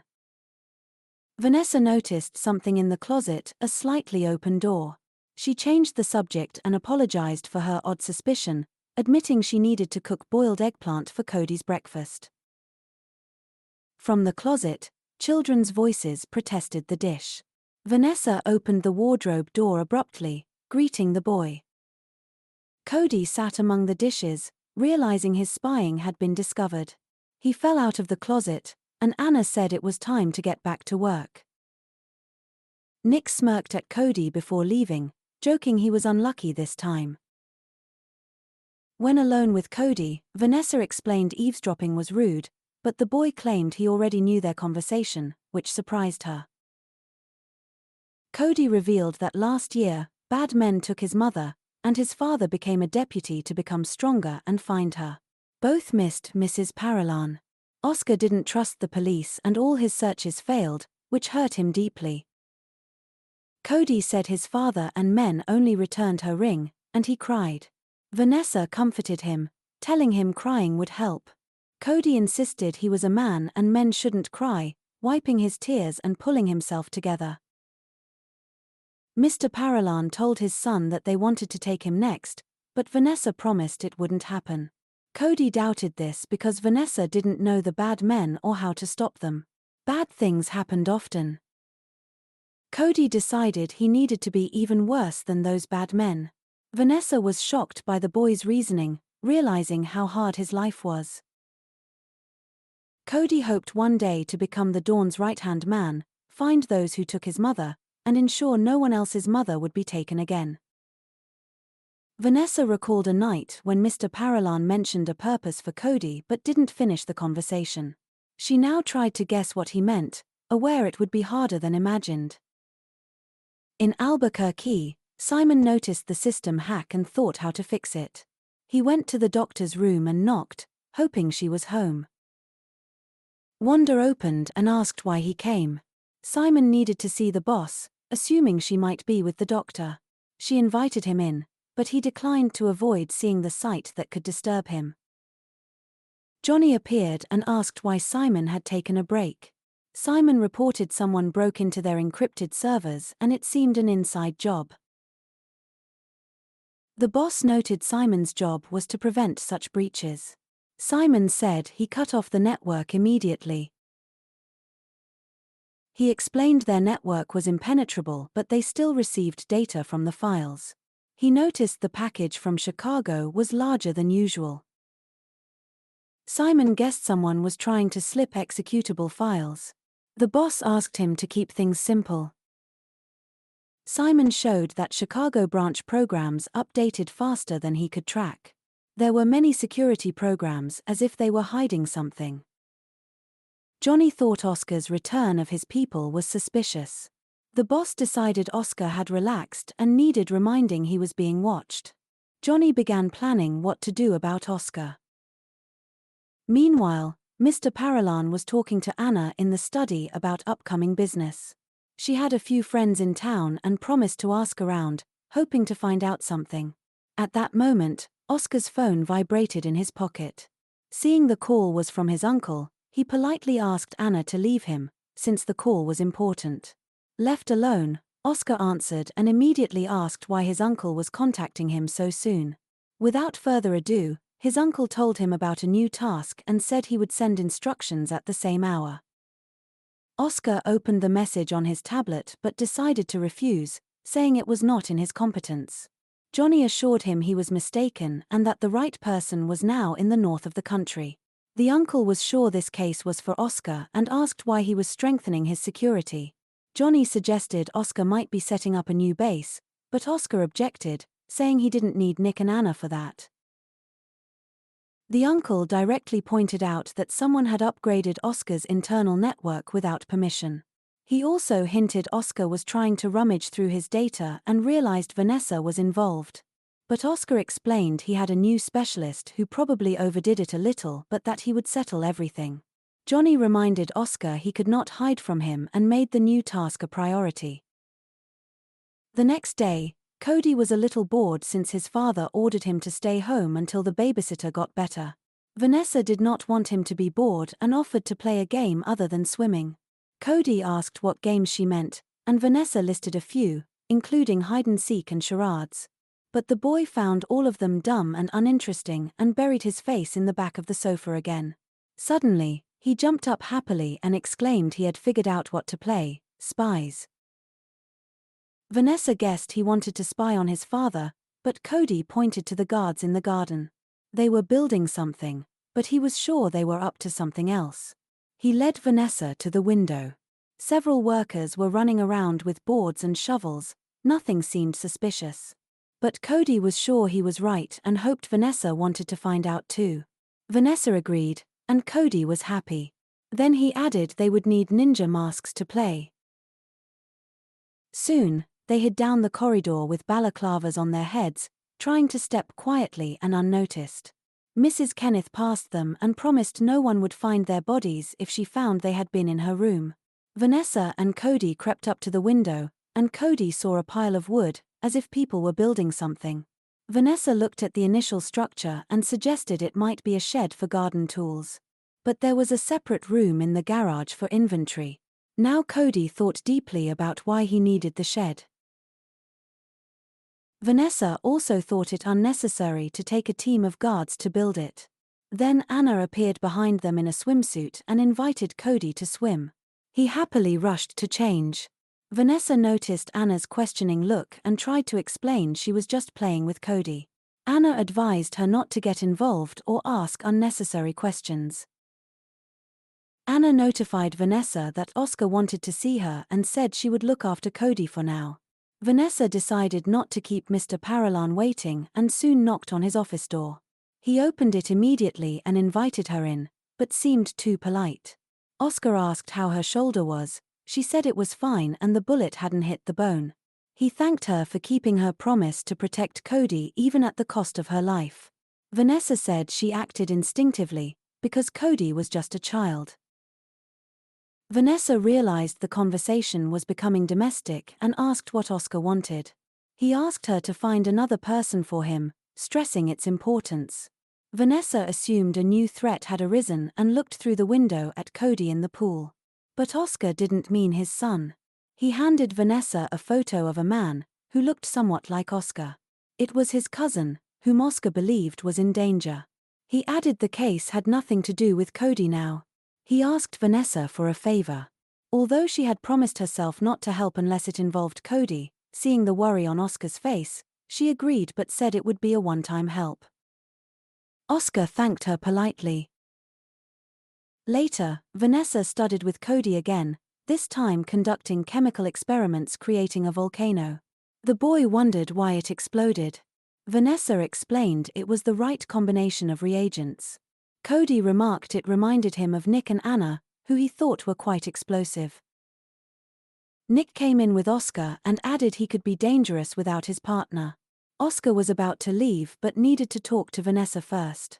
She understood, took off her rubber gloves, and handed Oscar a small piece of paper with the information he needed. She added the man was now in St. Louis. Oscar thanked her and ordered Nick to prepare to leave in 10 minutes. He leaned over to his son and promised that when he woke up in the morning, he would see his father returning. Cody asked what was wrong in St. Louis, but his father said nothing special, only asked him not to blow up the house. Cody joked that it was the kitchen, but Mrs. Kenneth should be consulted. His father asked him not to go to the garden while construction was underway. Vanessa looked out the window and saw the shed looked completed outside but work was still underway inside. She saw a lot of earth being removed and suggested it might be a deep foundation. She realized she was unlikely to understand what was happening in the house at all. Then she noticed Cody was about to drop the reagent into the volcano and shouted for him to put on his goggles. Late in the evening, Mr. Paralan's car reached St. Louis and soon arrived at the right place. Nick assumed the man must be there if his routine was correct. Oscar was sure, but Nick asked him to be careful, still unsure about Vanessa. Soon the car they awaited drove into the parking lot. Adam turned to Oscar confidently and said this was the right person. He asked if further action was needed, but Oscar calmly ordered the driver to open the trunk and prepared himself. Half a minute later, Oscar met Richard, his cousin, who was surprised, not understanding how he was found. Oscar explained he could never hide from his family and, with Nick, captured him. Richard begged to be let go and claimed he wanted nothing to do with the Paralans. Oscar ignored him and stuffed him into the trunk, though Richard said it was not too late to release him. Oscar couldn't, he was only following orders. Leaning over the closed trunk, Oscar wondered if he was doing the right thing with his relative. His thoughts were interrupted by Nick, who urged him to hurry before someone noticed. Oscar stood over the trunk, thinking about what would happen next. He agreed it was time to go but did not want to break the promise he made to his son. A few hours later, Mr. Paralan's car returned to his mansion. Vanessa was still awake at her laptop and heard a car pull up. Looking out, she noticed the driver did not drop Oscar at the main entrance as usual. Adam and Nick had already taken Richard, kicking and wrapped in a blanket, out of the trunk to hide him. It was quite dark, and Vanessa could only see the bundle being taken to the barn. The driver found it strange that Oscar would keep the kidnapped man in his backyard. Vanessa tried to see what they were doing so late, thinking they were just working. Suddenly, she felt a hand on her shoulder and shuddered in surprise. Reflexively, she turned sharply, grabbed the hand, and twisted it. She saw Oscar standing before her, whom she unexpectedly called by his first name. She apologized immediately. Oscar interrogated what she was doing there. She explained she heard a suspicious noise and decided to check. Oscar said the only suspicious thing here was her. Then his tone softened, assuming she was just awake for some reason. Vanessa apologized and asked to go back to bed. She understood she could get under Oscar's hot hand, but he let her go and wished her good night. Locking herself in her room, she propped the door with her back, a little out of breath from how close Oscar had come. Then she calmed down and lay down, remembering his wish to sleep peacefully. Still, even if she wanted to, she knew she couldn't sleep until she understood what was going on. The next morning, Vanessa visited Cody's room and tidied it up, gathering art supplies. With the box, she went to find Cody to offer drawing again. In the corridor, Vanessa met a girl she didn't know who looked uncomfortable with a bandaged arm. She offered help and admitted she had come to visit a patient.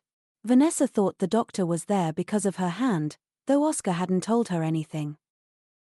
Wanda chuckled, saying Vanessa misunderstood and she was going to another patient. She looked at Vanessa with something frightening and warning in her eyes. Vanessa decided to inform her employer about the visitor before letting her in. Then Anna appeared, as if waiting for a guest, and said she would handle the issue herself. The girls greeted each other. Vanessa realized they knew each other well. Anna asked Vanessa to check on Cody, assuring her all was under control. Meanwhile, Mr. Paralan was in his office, looking at a prepared syringe. The door opened, and Nick told him the long-awaited guest had arrived and was waiting. Oscar was pleased and decided it was time to proceed. Anna led the guests across the house to get the barn key from the master. Approaching the door, a group member knocked and said the doctor had arrived in a nearby room. Vanessa heard someone in the hallway trying to reach her boss. She cautiously looked out and saw Anna and her guest. Noticing Vanessa's behavior, Cody asked what was going on. Vanessa didn't let him go outside. After closing the door, the boy grew curious why Anna couldn't get into his father's office. Vanessa realized they were up to something. Cody tried to rush out again, but Vanessa stopped him, fearing trouble. She remembered Anna's words, advising her to stay away from this. To distract Cody, Vanessa offered to make a beautiful card for his dad's birthday tomorrow. Anna failed to reach Oscar, who had gone to the barn and asked Nick to signal if anyone appeared. Nick wanted to help but Oscar refused, knowing even he couldn't protect him from himself. Inside, Oscar found himself in a semi-dark room with a single door hiding another section of the shed underground, like a hiding place. Oscar went downstairs, turning on a single lamp. There sat Roger, tied up, mouth taped shut. Seeing Oscar, Roger tried to speak but only muffled sounds came out. Oscar didn't want to hear anything. He approached and asked for forgiveness for how things turned out. He told Roger no one could escape now, not even family. He leaned to Roger's ear and said he should be grateful for what was coming. Roger had to pay because he had no family to punish for his mistakes. Oscar prepared a syringe. At that moment, Nick shouted to the doctor upstairs that she was waiting downstairs. Oscar wasted no time, plunged the needle into Roger's neck, and pressed the piston. Roger could no longer resist and accepted his fate. At that moment, the feet of the descending doctor appeared on the steps, but Oscar had already finished his work and hid the syringe in his pocket. Wanda entered, assuming Mr. Paralan was already anticipating the future actions she was going to take on the prisoner. She covered her hair with a handkerchief to avoid staining it with blood and prepared for the work ahead. She laid out a whole set of torture tools, her working instruments, but Oscar did not want to see any of it and hurried away, explaining he did not want to interfere. Having prepared special wire cutters, Wanda approached the prisoner and almost whispered to him to sing her the right song. The next moment, Roger's muffled scream came from the secret compartment in the shed. Oscar was rather unhappy to hear it. Going outside, he continued to wonder if he had done the right thing but hoped the injection would work as it should. Nick and Anna were waiting for him near the barn. They advised the boss to keep the mansion workers away from all this, but Mr. Paralan assured them the doctor would deal with everything quickly. They thought he was hoping in vain. However, Anna noticed the expression on Oscar's face and began to understand that he had already managed to do something to the prisoner. At that same moment, Wanda jumped out of the barn, furious and not understanding why things had gone wrong for her. She shouted that Roger did not last even 3 minutes and began interrogating Oscar about what he had given him. Mr. Paralan only said goodbye to Wanda in response and asked her to say hello to his uncle. The doctor had no choice but to prepare for the journey. Although her anger did not abate, she promised she would definitely tell Johnny that Oscar was a slob. Meanwhile, Vanessa looked out the window at what was happening while Cody drew and gave new ideas for his masterpiece. Vanessa soon noticed the doctor had not stayed in the shed for long and was leaving the mansion in a gloomy mood. But this was not all that puzzled the nanny. On Wanda's robe, she also saw a considerable number of bloodstains. Vanessa began to suspect that something bad had happened in the barn but decided not to devote herself to it this time. Still, curiosity overwhelmed her. Left alone in her room that evening, she decided to look at the tablet, realizing this could lead to trouble. Vanessa checked the cameras, beginning from the moment Mr. Paralan's car returned to the estate the day before. The black and white footage showed Adam and Nick dragging around something not like. Looking closer, Vanessa was horrified to realize it was a body wrapped in a blanket. It was late and dark in the garden, so she couldn't make out what was going on next, but she knew the cameras were multispectral, which she hoped would help. Switching to the infrared mode, Vanessa saw 2 men dragging a living person. Then she came to the terrible realization that the man was still alive at that time and now his fate was unknown. She remembered the doctor had left after lunch, and that night, they could again be carrying the body. Vanessa found a video recording showing that about an hour ago, Adam and Nick were carrying a huge package. However, this time, the sensor showed only 2 heat signatures indicating the sad outcome of events. Vanessa was horrified that her boss could do such things. Now she saw him as more than just an employer. At the same time, she was well aware these 3 were hardened criminals, and killing a person for them was like husking sunflower seeds. These conflicting thoughts battled in her mind. She tried to believe in a better option. Then she remembered she had recently given Mr. Paralan information about his cousin. After a while, they returned to the mansion with a living person and later took away a corpse. Vanessa now clearly realized these people had killed Roger, the man she herself had led them to. The girl was overcome by remorse and fear that she had helped commit a crime. The next day, Vanessa began to consider breaking her contract and quitting her job, but she did not know how she would face Barbara, who pinned all her hopes on her and loved her dearly. However, she also could not stay in this house. Taking out her phone, she dialed the number of the headmistress of the Nanny Academy. Barbara's voice answered immediately.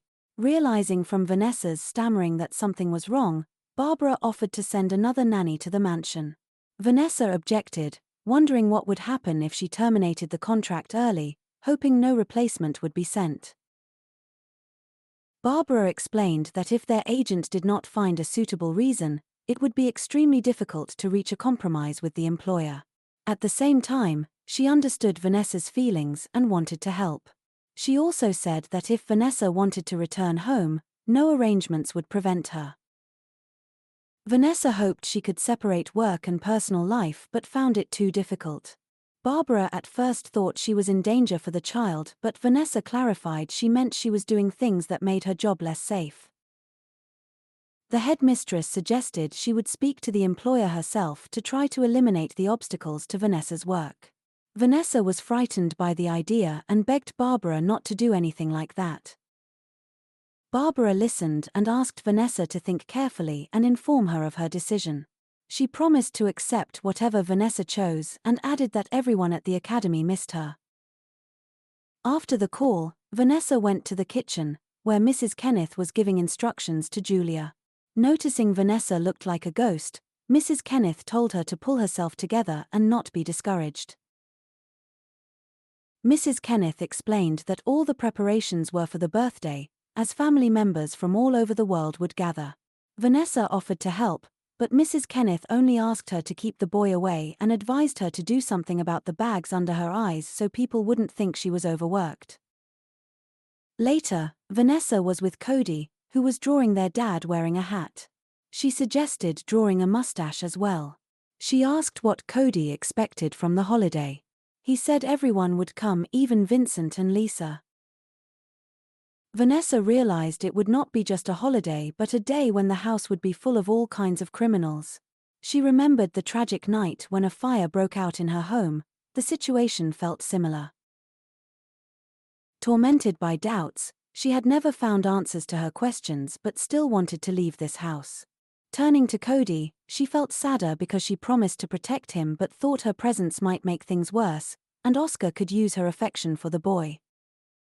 She believed the best option was to refuse the job. When Cody finished the portrait, Vanessa offered to read a book. Mrs. Kenneth came in to say it was time to change for dinner. Cody was glad to get to the table soon, but Vanessa asked him to bathe first. Mrs. Kenneth pushed Vanessa out, saying she would take care of Cody herself and Vanessa needed to prepare. Vanessa objected she had no elegant clothes, but the maid assured her everything was on her bed. Entering the room, Vanessa noticed the outfit, which seemed familiar. She remembered wearing the same dress on the tragic day her parents died. Then she pulled herself together, convincing herself it was just a dress and the holiday was ordinary. She only had to endure one night. The next day, she could be free. Downstairs, Vanessa noticed Nick moving a special device over the gifts. He said it wouldn't hurt to be careful, even if only family members were present, because that was precisely why. Nick explained each family member benefited from Oscar's death in their own way. Vanessa realized he was serious. She asked where Cody was and learned he was with his second cousins.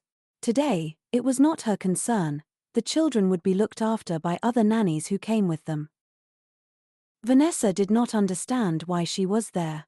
Nick said she was the secret guard, but her task was to have fun until dinner was served. At dinner, Vanessa was instructed to notice anything suspicious in the house full of mafiosi. Meanwhile, Don Johnny was talking to his nephew, saying the doctor was disappointed because she hadn't received anything. Oscar reminded him he didn't need her services. Johnny said he gave the orders, and only the nephew carried them out, grabbing Roger and waiting for the doctor's arrival. There was no discussion about the prisoner's condition. Johnny sighed heavily, demanding unconditional obedience, while his nephew tried to plot against him. The uncle menacingly hinted he might find a more effective way to motivate him. At this moment, a girl in a red dress appeared nearby, stepping out for fresh air. Johnny asked Oscar what new employee this was. Oscar called Vanessa and introduced her to Johnny Paralan, who had come to the party. Johnny was introduced as the head of the mafia, standing above everyone. Vanessa hesitated, not expecting to meet him so soon. She already knew every crime and terrible act in the arrive was traced back to him. She concluded Johnny must know everything that happened that night many years ago. She greeted him politely. Johnny asked where she had been trained, noting she looked too young for a nanny. Vanessa wanted to answer but noticed Oscar's look telling her to lie. She evasively said her uniqueness lay in undisclosed secrets of preparation. Johnny thought she was a little cocky but assumed her competence backed it. He knew how scrupulous Oscar was about his son's safety. Johnny called the waiter, demanding another martini with triple olives. Vanessa couldn't understand how he could smile after all he had done. She wanted to leave immediately, unable to look at him even for a second. She could still hear Johnny thinking she was a cheeky girl, different from everyone else. Vanessa felt she couldn't stay despite the contract and promise to the boy. Her intention was to leave, perhaps immediately. Then Nick suddenly appeared, startling her. She didn't want to see anyone. Nick informed her dinner had been served. Vanessa objected she was unwell, but he seemed indifferent and insisted she attend. No matter how hard she tried to excuse herself, Nick wouldn't let her go, reminding her it was the boss's order. Entering the building, Vanessa saw 3 children, including Cody. Strange children carefully examined their brother's beautiful nanny. Vanessa noticed Cody was acting like a good host and confirming he was showing good places. Cody looked very adult and confident. She remembered her own childhood when she had felt confident like that. Cody told Vanessa the kids would sit at the children's table, where she was not allowed. Vanessa was embarrassed, but Oscar's voice offered to take her there. She objected, saying it was his birthday, but he insisted and dragged her with him, even in front of others. Oscar confessed she had charmed his uncle but decided to keep silent about her past. Mr. Paralan did not want to be underestimated. He invited her to the table and pointed to her seat.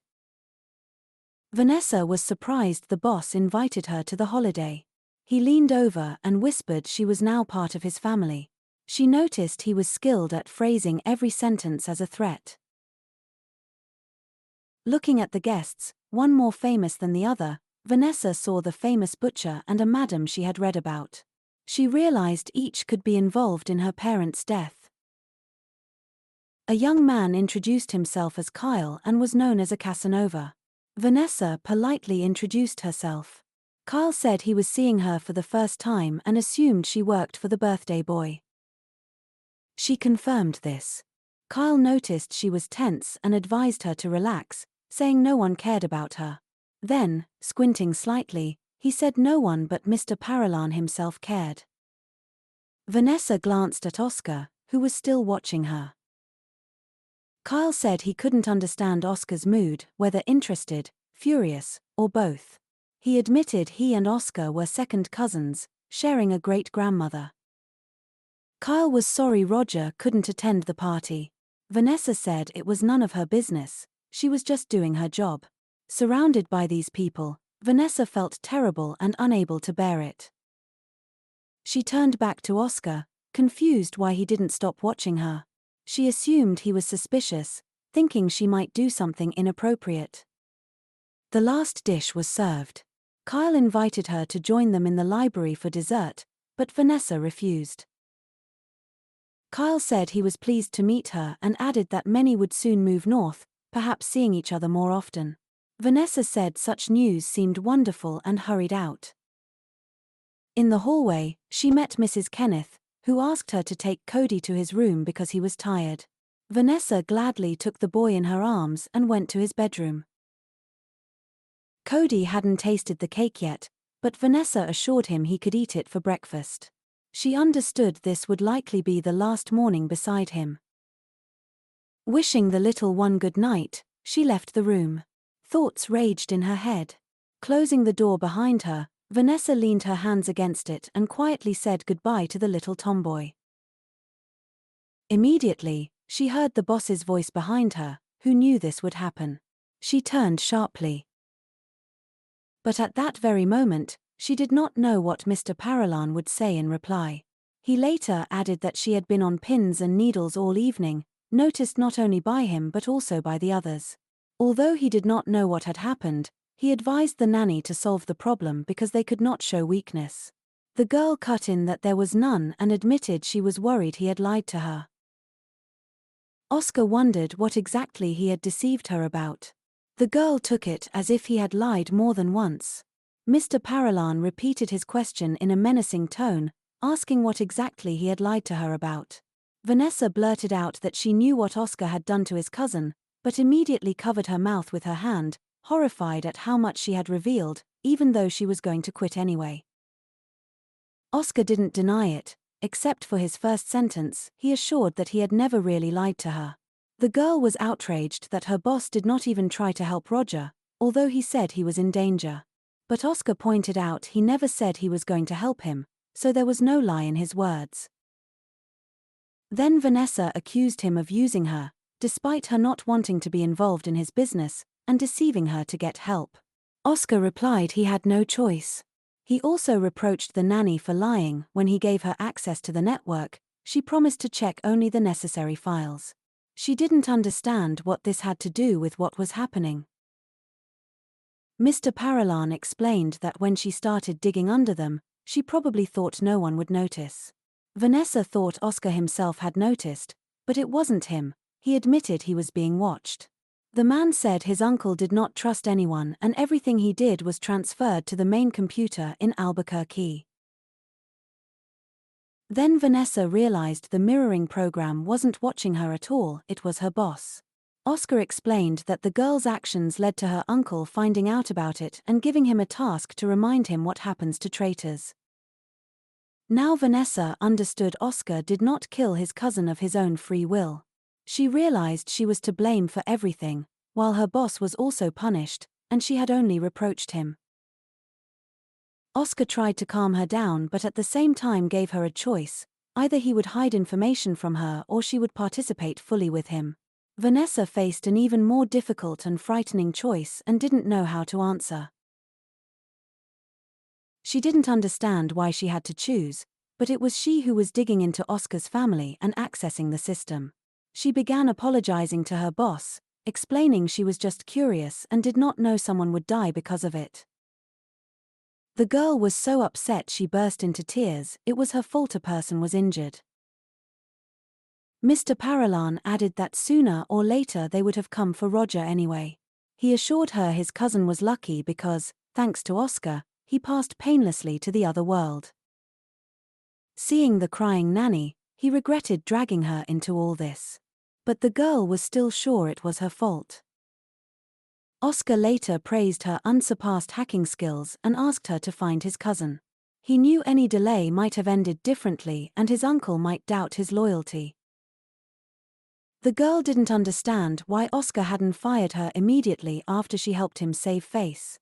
Everyone had their own secrets, and the fact that her boss didn't lie to her didn't mean he told her everything. At the same time, he entrusted her with protecting Cody. Mr. Paralan came closer, took her hands, and asked her to stay. He admitted he knew she was thinking of leaving and that it was all too much for her, but he wanted her to stay. Oscar added Vanessa was needed for the boy and for both of them. Though it seemed Cody was safe, the girl didn't understand why her boss was so confident he could convince her. She felt her opinion was changing, but then pushed him away, saying she needed to think, and rushed off. Oscar didn't follow, staying in the corridor, hoping she'd make the right decision. Vanessa locked herself in her room, trying to sort out her thoughts and understand what she was doing. Her head went blank when Oscar looked at her like that. She realized he was using her concern for Cody to his advantage. During this time, she remembered many sides of him: how angry he was, how he cared for her as she fell asleep on the floor, and how he gently woke her. She recalled the day at the pool and their fun together, but also the threatening things he whispered in her ear. She couldn't tell which personality was real and imagined what would happen if all sides came together. She also remembered the garden conversation when Oscar was about to reveal his goals for Cody. She remembered how the boy raged, explaining his father couldn't trust anyone after losing his wife. Oscar was concerned his uncle would doubt his loyalty. Vanessa felt Oscar had little under control and that he had chosen her for a different reason. She understood she didn't deserve his full trust and thought of him mostly negatively, but he was different. She caught herself breaking her rule not to get emotionally attached but didn't know how to avoid it. All this brought back painful memories. At that moment, she swore even the smell of smoke was real. Then she realized the cruel truth: the smoke was real and the house was likely on fire. Her first thought was to check on little Cody and if he was hurt. The fire raged outside her door, but that didn't stop her. She decided to save the boy, wondering if Oscar had escaped the flames. The fire spread quickly and nearly trapped her, blocking all possible paths. But she didn't give up. Covering her nose to inhale less smoke, she carried out her plan. Soon, she found the boy sitting frightened in his room. The fire hadn't reached him yet. She wrapped Cody in a blanket and explained there was a fire and they needed to get out immediately. Cody wanted to pick up his beloved duckling fallen in the far corner of the bed, but there was no time. With the boy in her arms, Vanessa raced down the hallway to the exit as fast as possible. Her path was blocked by a small collapse of boards, burned out and fallen, blocking the passage. She realized she couldn't get out via the stairs and had to find another way. In the distance, she saw a driver trying to call her and Cody through the smoke.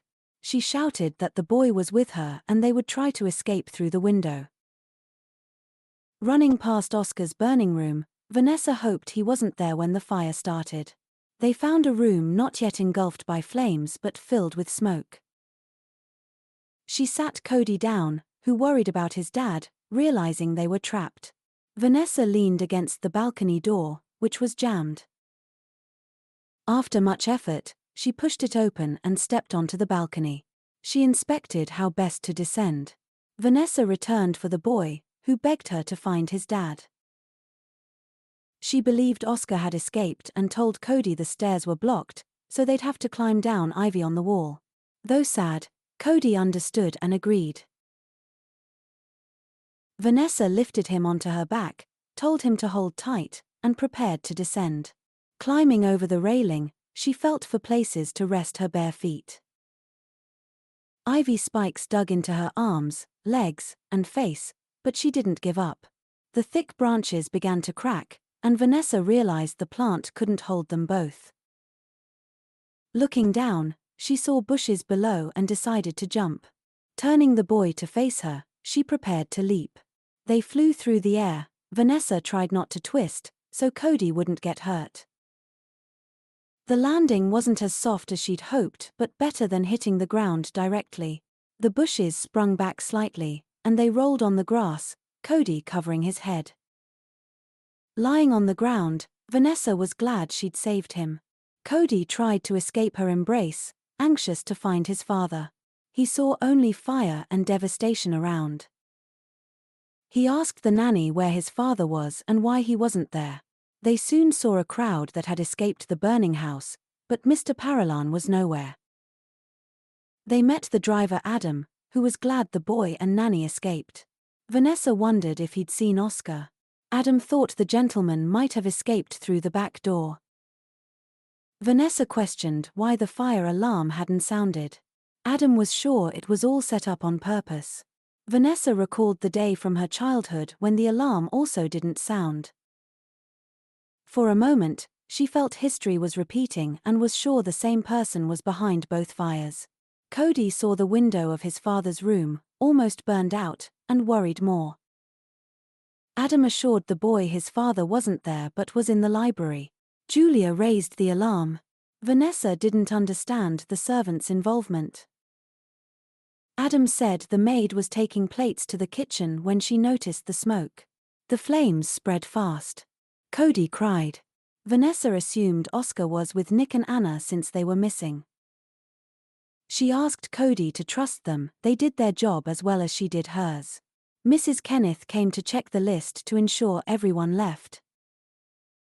She was sure Oscar, his uncle, Nick, and Anna escaped through the back door. Vanessa overheard people wondering who the fire's target was. It was clear it was the family home, but the Don was also present, making access difficult. Someone suggested the arsonist could be any of them. Soon, fire engine sirens sounded. The driver opened the gate. Within a minute, firefighters began spraying powerful streams of water on the building. Kyle appeared near Vanessa. He lamented the magnificent house burning without thinking about those inside. Kyle boasted about spending much money on a gift Oscar wouldn't be able to open now. He said Oscar was 2 years younger, but his grey hair was deceiving. Cody thought his dad was blonde. Kyle chuckled, hinting Oscar wasn't honest. The boy was angry, about to yell, but then heard his father calling. Forgetting everything, Cody couldn't believe he heard his father's voice again and that he was alive. Oscar was with his men and uncle, now approaching the crowd. Cody immediately threw off his blanket and rushed toward his father as fast as he could, almost jumping. The next moment, Mr. Paralan was already hugging his son tightly and was glad the boy was all right. Vanessa then approached, but Oscar started yelling at her for not answering his calls. The girl didn't understand why he was so furious since her phone was left inside and she didn't have time to think about it. Kyle appeared like a shadow again, praising Vanessa's heroic deed of jumping from the second floor with the boy. Realizing he was wrong, Mr. Paralan immediately calmed down and agreed that Vanessa needed to rest. Vanessa said that next time she would call the special services first and not act instinctively. Oscar didn't quite understand what she meant by next time but decided not to question her further for now. After tonight, Vanessa was convinced she couldn't remain indifferent. She looked at the two who now seemed completely innocent and defenseless and understood they needed her help. She corrected herself, explaining that next time she would just try harder. Anna then approached, wanting to bandage a wound on Oscar's head. He did not remember how he escaped through the collapsing garage. Anna guessed he was still in blind panic and asked to be reminded why he was keeping her with Nick. Nick, who was nearby, jokingly replied it was to help him get out of burning buildings. Kyle noticed Oscar didn't trust the nanny much regarding his son's safety, but Vanessa assured him Oscar acted like any parent. Kyle suggested she move to his organization if she wanted to feel truly valuable. The girl thought Kyle had children, but he said no and had other interests. Kyle explained he always had a job for a lady who jumps out of windows. Then he left. Nick came up to Vanessa next, and she saw truth in his words. He noticed that even if she agreed to move to Kyle, she still wouldn't be able to leave. Vanessa assured him it wasn't necessary. Nick noticed her hesitation and asked her to leave immediately if she still had doubts.